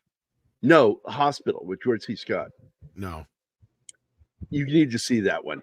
It's MASH, but in the civilian world of working in the insanity of a New York hospital. It's crazy. And somebody in that hospital is killing somebody on purpose. Patients are dying. And it is just a great movie. It's a comedy, dark comedy. And in the vein of MASH. And I love that movie. You should see it, Tom. I highly recommend it. This is the interview with Gene Hackman. And this was done in the 2000s or right around 2010, I think. Film was totally different than anything I'd ever done. I'd never shot that much outside, and especially in the wintertime, and especially in those conditions where we were just at it all the time. At least that's my recollection of it. And I don't think I'd ever been pushed as much by a director either, which was really good for me. I was intrigued that Billy had such a command of what he wanted to do with the film. And Billy's the kind of guy, a perfectionist, that if he doesn't see it, it's not there. And so you just have to keep at it until it becomes there. We were doing a scene with a drug pusher. It might have been the second day. I don't know. It was in the first week. I know that. And Billy wanted me to push him around pretty heavily. I couldn't do it. I did feel like I had never done that kind of action, tough guy role. No, man, no. Hey, no, Joe the barber? Joe the barber, right? That's who it is, isn't it? Don't give us any shit. What's Joe's last name? I was looking at 3 or 4 months of this constant kind of beating on people. So I thought, and so I did. I went to him. I said, I don't think I can do it. And to his credit, or maybe because he was in a bind, he decided not to let me go. And I will be eternally grateful that he didn't, because it was certainly the start of my career. Need a little help there? You dumb guinea. How the hell did I know he had a knife? Never trust a nigger. Could have been white. Never trust anyone. The character was a bigot and anti-Semitic and whatever That's else. the bit they cut out now. Call him. That's who he was. It was difficult for me to say the N-word. I protested somewhat, but there was a part of me that also said, that's who the guy is. I mean, you like him or not, that's who he was. You couldn't really whitewash it. Eddie Egan was on the set a great deal, every day, as I recall. First thing you know, you'll wind up in an entrapment trap, the both of you. And so I pulled a great deal of Gary, what you were I muted. did from his attitude. You're still muted. Nobody can hear you. Sorry. Yeah, I was muted. No, Eddie Egan was also the technical advisor. That's why he was there all the time. Oh, my ass. At best, he's selling nickel and dime bags. I mean, he had cop written on his forehead. You saw him on the street and you knew he was a police officer. He was just this big, tough guy. He wanted Rod Taylor for the part that I did. That was it, Rod Taylor. He thought he looked like Rod Taylor. Me? You wasted 2 months on this. He and I didn't get along great. I appreciated him because, he was the basis of the movie. But we had our differences. He went into a bar one night and he did the scene that's in the film now, where Popeye comes in and yells out, "Popeye's here, get your hands on the bar." Now, he did that. All right, Popeye's here. Get your hands on your head. Get off the bar and get on the wall. But he did it for real. I mean, there were real bad dudes in there. Oh, so that wouldn't actually was real life. I Holy could crap. see that was possible. Move, face the wall. Turn around there. If a guy was tough enough, strong enough, a real police officer could get away with that. When we went to do that actual scene in the film, I walked into this bar and there was, I'd say 50 of the toughest, rattiest looking people I'd ever seen in my life. I thought, there is just no way in the world I'm ever going to get through this scene alive. Get that phone. Come on. Move. Move. We rehearsed it just kind of briefly. And Sonny, I think it was, said, I want you to meet a couple of guys. And he started introducing me to these people, these extras, I thought. And they were all police officers. Everybody in that scene in the bar were police. That's why they were able to play the part so well. Yep. It was a great relief to me. Get that hair done before Saturday. We're going now. Goodbye. I was never aware of having to compromise in the picture at all. which is a great credit to Friedkin, because a lot of times non-actors stick out like a sore thumb. But I don't think they did in French Connection. I think people blended pretty well. As an actor, I never adjusted to anybody in terms of how much experience they had. I would do what I felt was the right thing for the scene, and it was up to Billy to see if the other actors, street people or non-actors, would come up to that or be at that level or however you want to describe it. It was a great break for both.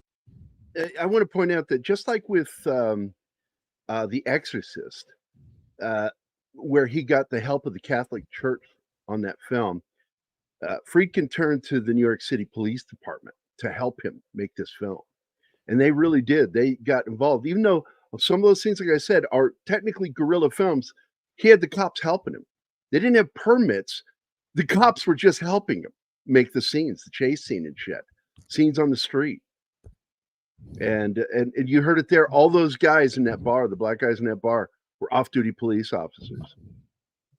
That's incredible. Both of us. I don't think Roy had done a lot of work. I always felt very comfortable with him. He was always rock solid, always right there. He was a terrific actor, kind of underrated in a lot of ways. I think the fact that we had gone out with the police for a couple of weeks off and on prior to shooting the film helped us a great deal, because we got to know each other as people and as actors, and it helped that we were pretty comfortable with each other. We had a great sense of safety. Eddie was always there. Sonny was there most of the time also. Randy was there. And then they would have just the normal complement of police officers when you're shooting in the streets in New York. We always felt pretty good. And we didn't get a lot of trouble from people in the street either. What you normally do in New York, you usually have problems shooting in the street. People don't want to know. Well, just to cut in there, he's not very well known at this point. They're not like movie stars. Yeah. They became movie stars because of this film. But at this point, them going down the street, people wouldn't know who the hell they were, which is good. It's the same thing they did with Midnight Cowboy, which you brought up earlier, Chief.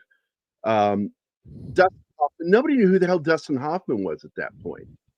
So he and John Voight could walk around the street and do those scenes on a real street, guerrilla filmmaking style, and not be harassed or molested by people walking by. Oh my God, you're sitting. No, nobody gave a shit who they were. Taxi cab almost hit Dustin Hoffman. And you'll notice that he lost his list when he yells at that taxi cab driver. He is walking here. Yeah, I'm walking here. He's not talking like Ratso Rizzo anymore. He's talking like Dustin Hoffman. But they kept it in the film because it was just so real. One of those real moments caught on camera. About movie companies, keeping them from their work or wherever they're going. I've always had bad knees. I have a steel knee joint and all that. So the running was difficult. I had been somewhat of an athlete, in the Marine Corps and one thing or another, but running in leather soled shoes in New York, and a lot of running, especially early on in the film.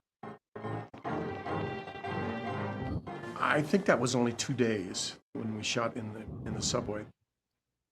Strangely enough, Egan actually did that scene with the real perpetrator of the French Connection. And when he waved at the end of that scene, right here, kind of wave, evidently that was some acknowledgement that he knew he was being followed. And they actually could indict him because of that. That was quite a notorious scene. That was what I've been talking about. I'm glad we watched the chase it. sequence was, you read something like that in the script and it's not really that detailed. That's all direction. That's all somebody's real idea of the way to make a film really move. You can't put that down on paper. Yeah, the car sequence was interesting because we worked on it a long time, 2 weeks or something like that. And it all cut back and forth between the elevated train up above and what was going on down below on the street. And I tore up a couple of cars. They had the street closed off. They had, police all over the place, closing all the streets coming in, and for about 4 or 5 blocks, so we could really get a run. And we were going, I don't know, 70, 75 mile an hour probably, maybe more. But what they hadn't figured is that the cars that were parked along the street belonged to people in the houses, and they were going off to work. So in the midst of one of these long, really hell for leather runs, suddenly out of the corner of my eye, I see a guy pulling in front of me. And bam, we hit like that, and it drove me into the steel upright of elevated trains and washed the car out. Again, him doing some of his own driving stunts in this film. Successful or not? None. And I've never had any idea in any of the films that I've ever done. I said I was clean. I'm not gonna get stuck, am I? No, I said. I don't think of them that way. I think of them as the work. I try to keep it on that level rather than think in terms of results. The result of the film, of course, it was well received. It made money. Everybody did well from it. My career just started then. I was really a second banana at the most. Bonnie and Clyde, I had a great role and everything, but it certainly wasn't a starring role. So it was a great boost for me. And here's Billy's that moment. Determination and my reluctance notwithstanding, got through it, and 30 years later we're still talking about it. Which in itself reminds me, because I read his biography, and he had done an interview, and they just broke that interview down into a little biography. And the name of the article was in Reader's Digest, of all places. It was called "The Winning Wave." Was the last image of his father when he left them in Illinois, I think Carbondale, Illinois, was the image of his dad driving away, waving at him, and him waving back at his dad. And that kind of reminds me of that for some reason. Tom, Chief, your thoughts on that? Red shirt. Well, I think, first of all, let me go back to the politics of helping production. If you're telling you've done that, you've worked on film. Yes, and that's lots of times the political leaders will get excited when you're telling a story that's positive. So here's a case where their undercover guys, Egan and Grasso, made this big, huge bust that was international news, and of course it was done in New York City.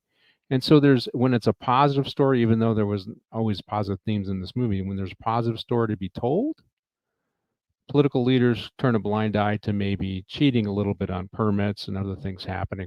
Also, chiefs of police turn a blind eye to that if it makes their agency look good, a big bust like that. Yeah. So there is some politics to that. That's why I'm confident that the commissioner probably knew some things were going on that they shouldn't have been doing, but he did it anyways.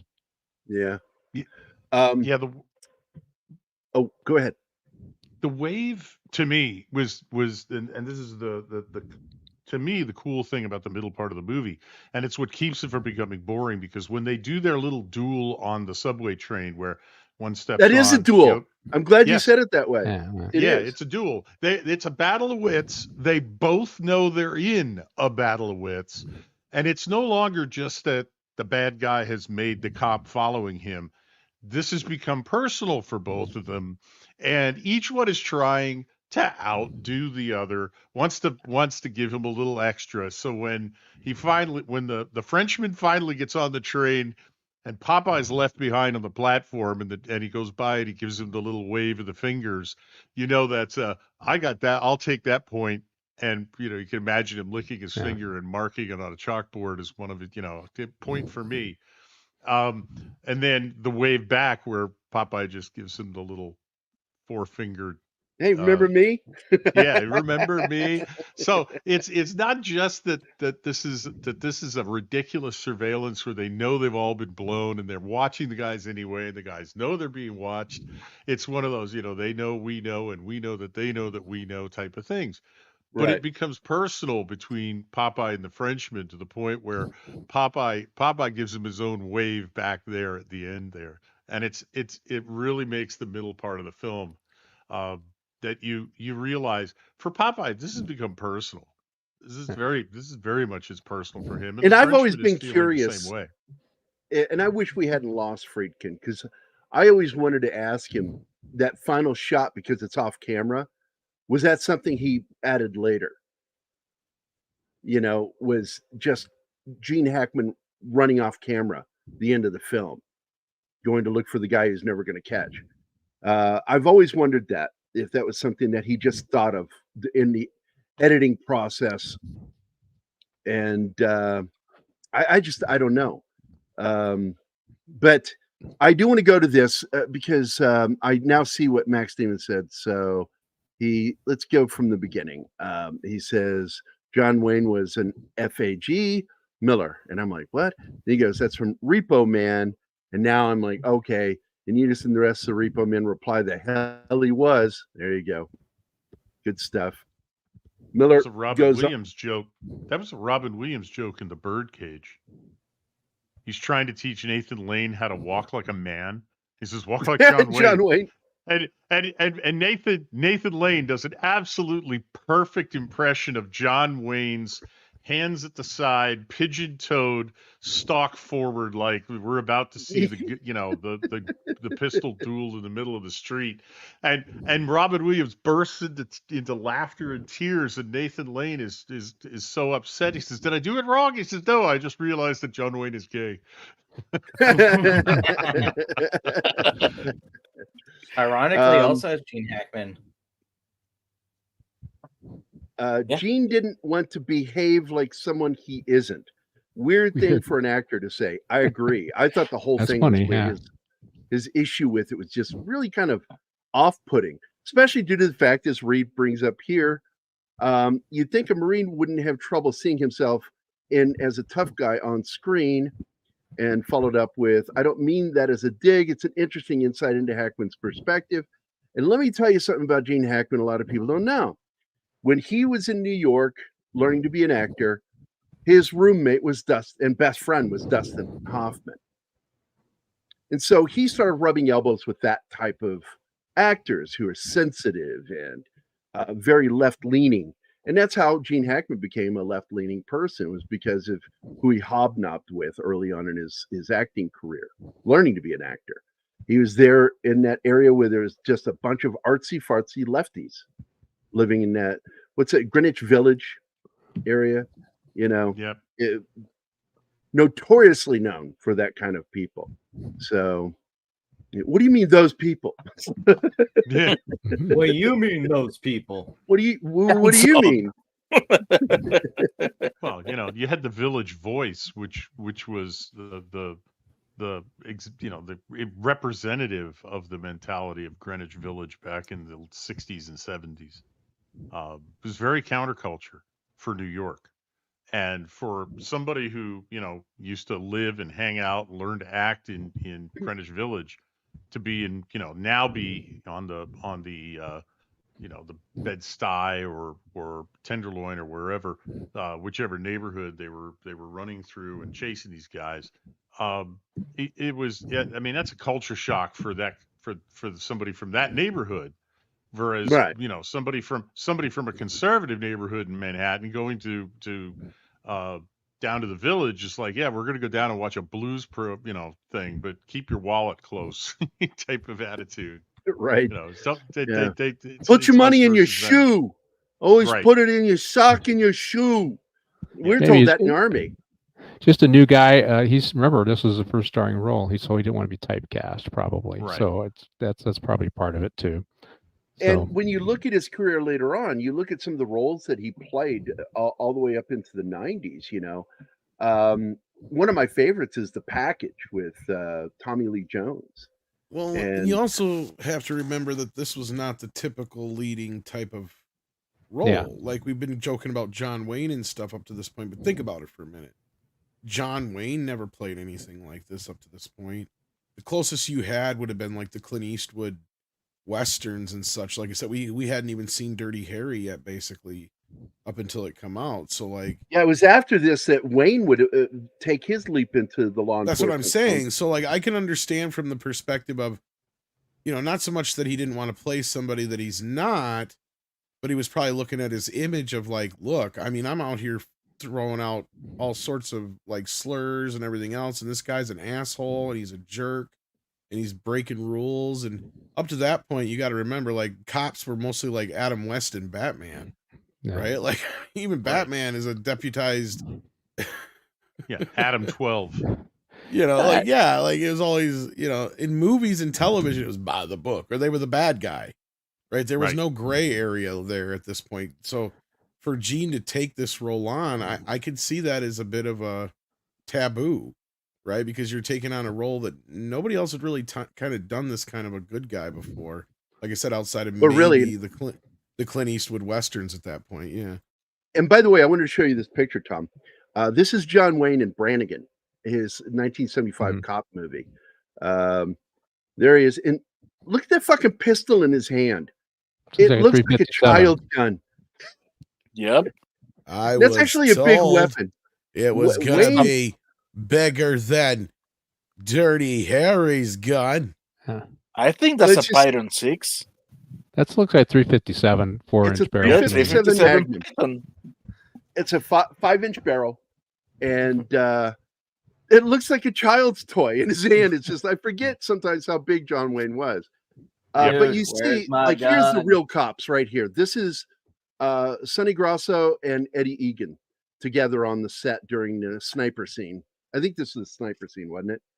Where they're hiding behind trees. Shootout at the end. That's the real cops of the French Connection together in that shot, and I think that's fucking awesome. It always drives me crazy. They're carrying these little chiefs. Just what the heck? Yeah, the little that? 38 specials. You know, no wonder you guys didn't hit anybody. We see these classic cops, tough, badass motherfuckers, and then you see on the news this week this over in I know.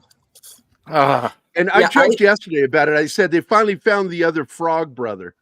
Yeah, we used to have grooming standards. I guess we don't now. So I saw that picture and I said, if I'm getting arrested, it's going to be by someone who has a better haircut. Yes, I can't. Who the fuck shows up as a fucking deputy chief constantly? Who hires them with their hair that like person? that? Yeah. This is clearly a They DEI get hire. hired because they are like that. Yes. Yep. All I'm saying is Beavis from Beavis and Butthead transitioned. and that's why their country's burning right now. It's in bad shape.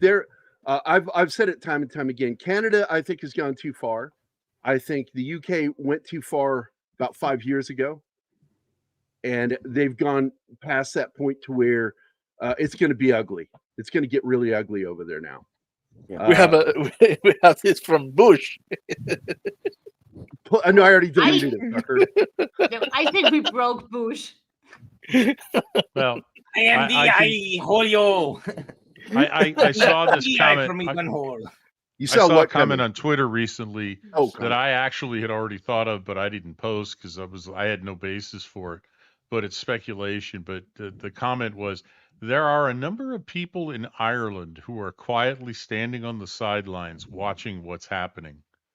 And, you know, I don't even have to say who those people are. But yeah, because I don't know if you know, but in Northern Ireland, basically the Irish Republicans, the Catholic Republicans, and the Northern Irish, Protestants were actually marching together about 2 weeks ago with the Catholics. And when that's what it took. Yeah. Well, I told you about my father, my godfather. Yeah, when you say things are going to get a lot worse, I'll tell you what, you'll know it's about to get a lot worse when those people get involved. Yeah. When the Irish Catholics and Protestants get along. No, a few years back, I think it was like 3 years ago, I was on the phone with Father Weems, and he sits there and he says, "Well, you know what the fastest growing religion in Ireland is now, right?" I said, "No." He says, "Islam." Yep. And I thought he was like messing with me. And then I went and looked it up and went, "Holy shit, he wasn't kidding. It's a problem over there. And it's the government that's doing this shit." And they're the ones who are threatening Americans now this week. You heard that last night, right? Yeah. Yes. They're threatening to have us brought over to England to charge us. And that was I'm that like, was the question. The last time you tried doing that, what happened? Yeah. About the That fastest growing religion, Gary. That's Europe. That's the whole of Europe. Yeah, well, I know, but he's Irish, so he's not going to know that about anywhere else. He's an Irish priest, for God's sake. Yeah, that was a question that I had, and I'm glad that the chief is here. Is that illegal? To what? I mean, could the Brits If somebody extradite an says American? something, yeah, if somebody says something online that's from another country, can they just have them charged and extradited over for that? No. There's a negotiation. Well, there's a way. It depends on the charge. Depends on the charge. I don't think the U.S. would extradite for something like this, you know. So it depends on the they're charge. saying that we're inciting the violence, and that's bullshit. Yeah, and extradition, they have to. One, I believe that the laws have to be relatively consistent with what our laws, but you have to lay out your case. And generally, on an extradition, you have to have the case where it's way beyond a reasonable doubt. It's such a high bar. It's a high standard.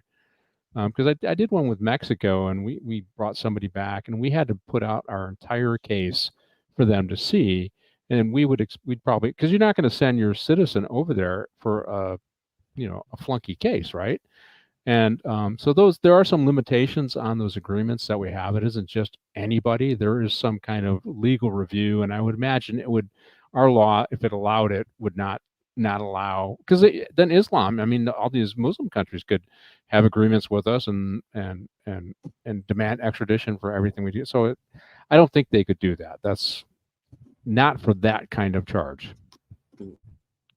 Well, it needs to be illegal in the United States as well. Exactly. They have. Yeah. If they committed a crime, it needs to be a crime here in the U.S. before we would arrest them and extradite them over. By the way, Bush, this one's for you because you've been so mouthy.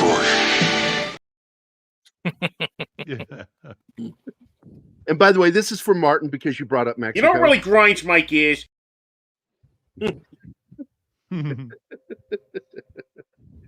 So, but we need to get wrapping up here. God, it was a fun show talking about all this shit.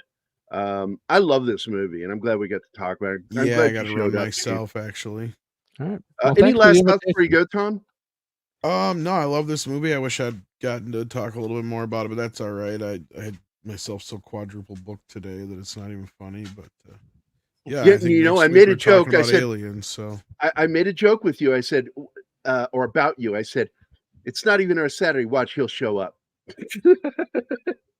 I said it last night, didn't I? Because I love this movie. So yeah, I heard you. So, yeah, and I told you I love it. I love it when it's not Tom and Gary and Tom still pops in. I love it. Yeah, I just love that. And everybody really enjoyed it when you popped in yesterday, by the way, Tom. It was really good. I appreciate that, buddy. All right. Mouthy, okay, I'll stop helping. I gotta Fuck run you, now, Bush. So. All right, Tom, See you you take guys care, my later. friend. I'll see Have you, a good brother. day.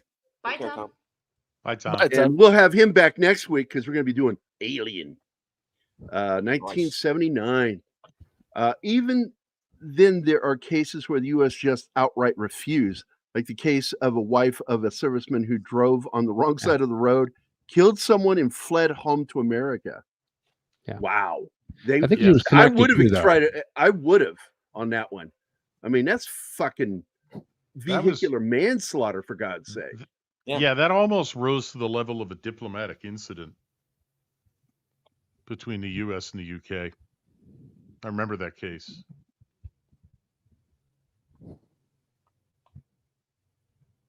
I'm sorry, guys. Don keeps trying to call me.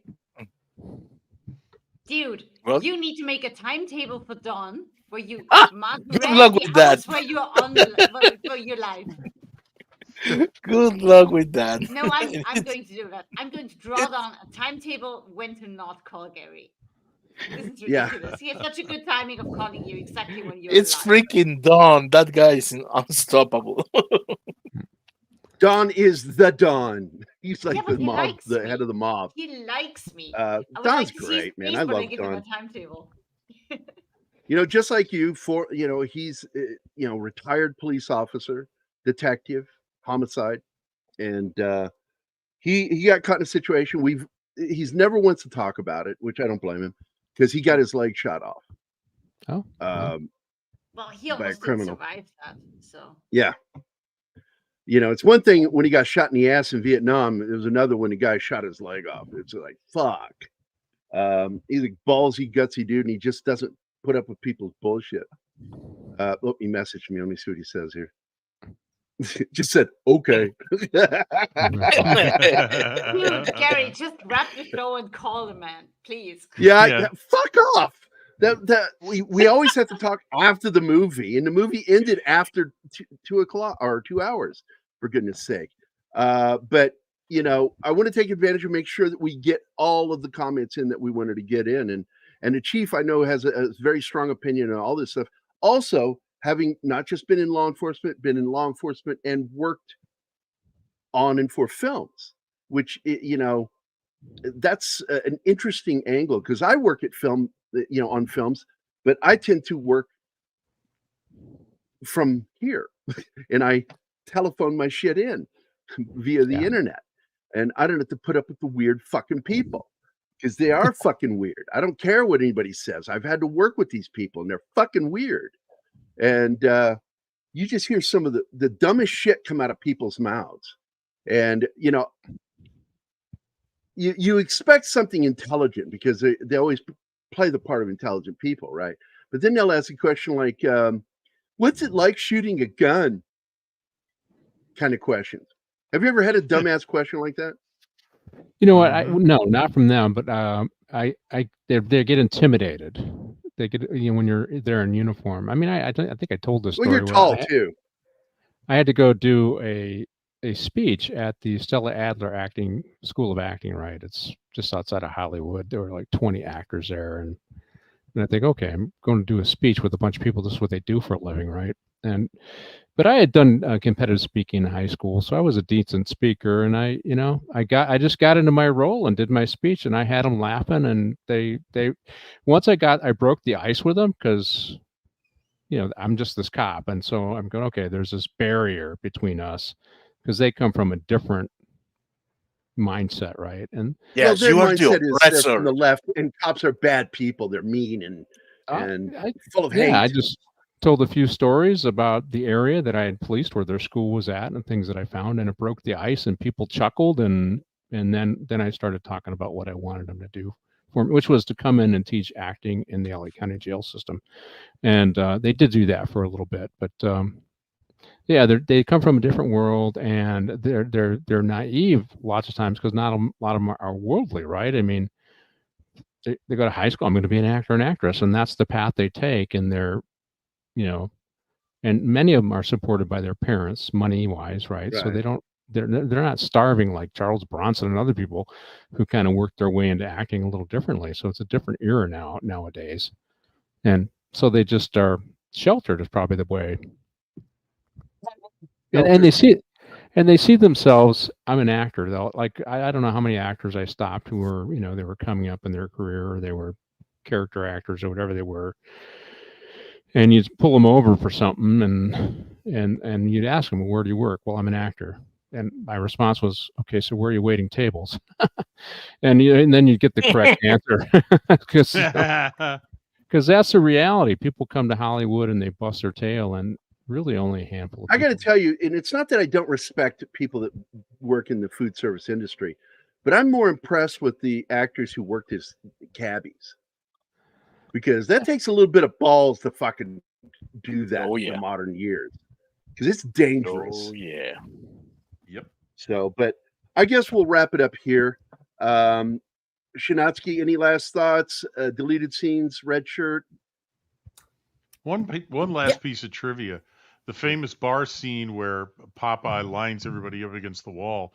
If you go to that address today in New York, it's a Popeye's chicken. Get the fuck out of here. And Popeye's chicken. Are you serious? Yes. Wow. And Popeye's chicken is named after Popeye Doyle. That was how they founded the company. So there's a Popeye's chicken in the building, the room where the bar was. And you know why he got that name, right? The fuck? His scowl, He right? got the nickname Popeye because he always had his eyes wide open watching people. Yeah. And guys would notice how wide his eyes would get when he's watching people, really paying attention. And the other reason why is because after he would make an arrest, he would flex his muscles. And and they gave him the nickname Popeye from it. That's so fucking wild, Okay, dude. I need to do some research now because Croatia has a fast food chain called Popeyes. I need to know if that's related. Probably. Well, I'm assuming it's the American Popeyes. It's Southern style, Yeah, Louisiana style chicken. In fact, No, it's almost very Croatian food. 3 or 4 months ago, I discovered the first Popeye here in Mexico. Good chicken. I will look into that. If they made it And to I Europe, love the way Martin says it. He says Popeye. Popeyes. I'm not mocking you. I actually love, and I said it the other day, I love the way you say it. Popeye. I like that. Deleted scenes, anything? Yeah, a great movie, still holds up today. Ignore what these like woke panty wastes have to say about it. It's very much of its time. I have little nitpicky issues with it here and there. That's no big deal. If you've never seen it, sit down, watch it.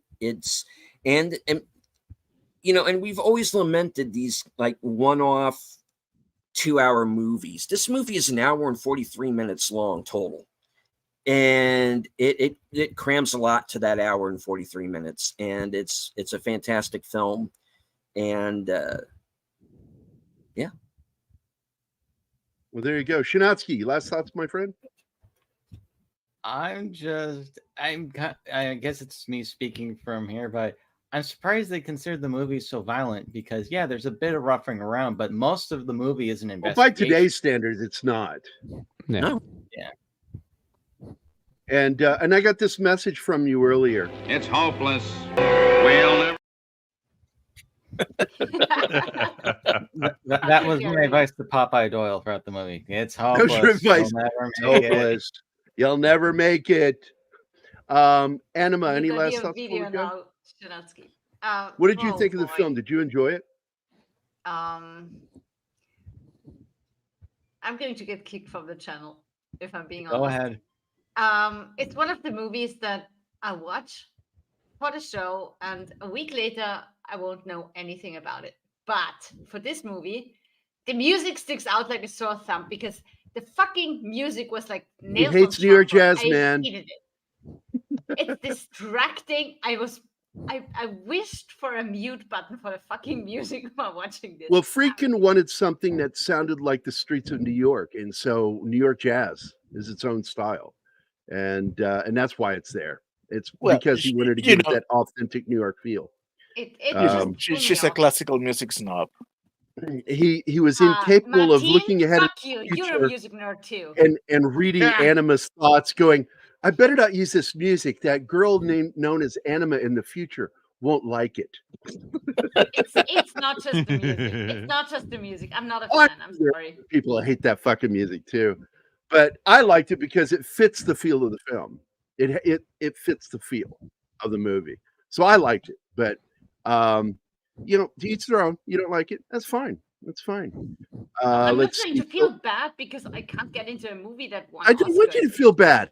Stop it. Nobody's trying to I'm make you just feel saying. bad. You're doing Not it. my kind of movie.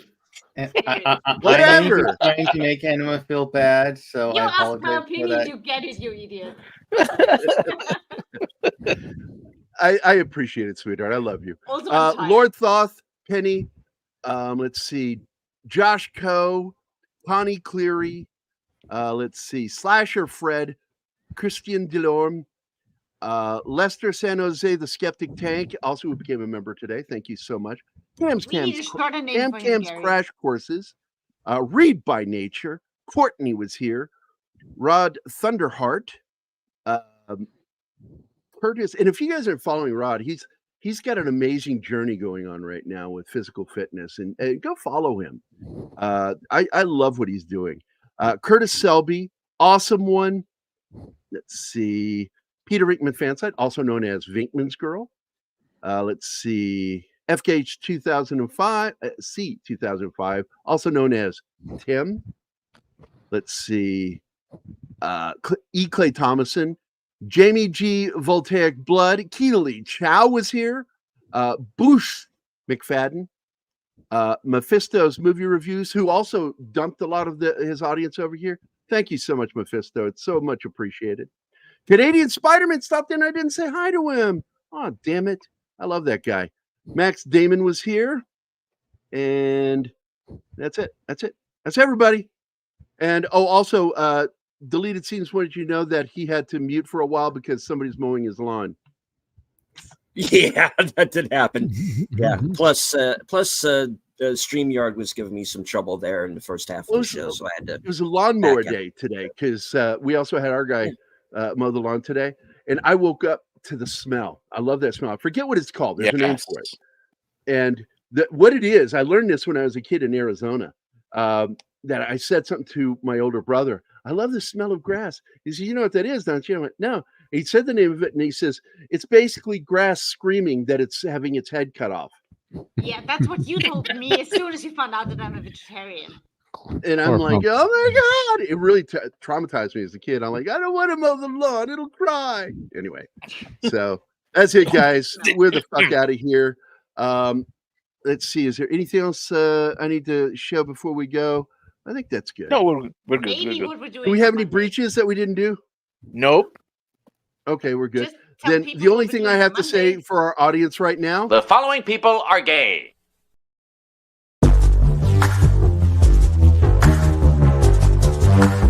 Bye-bye. Everybody have a good weekend. Have a safe. Don't get overheated. Stay hydrated. Oh, you want to get off my lawn? There you go. You got to get off my lawn.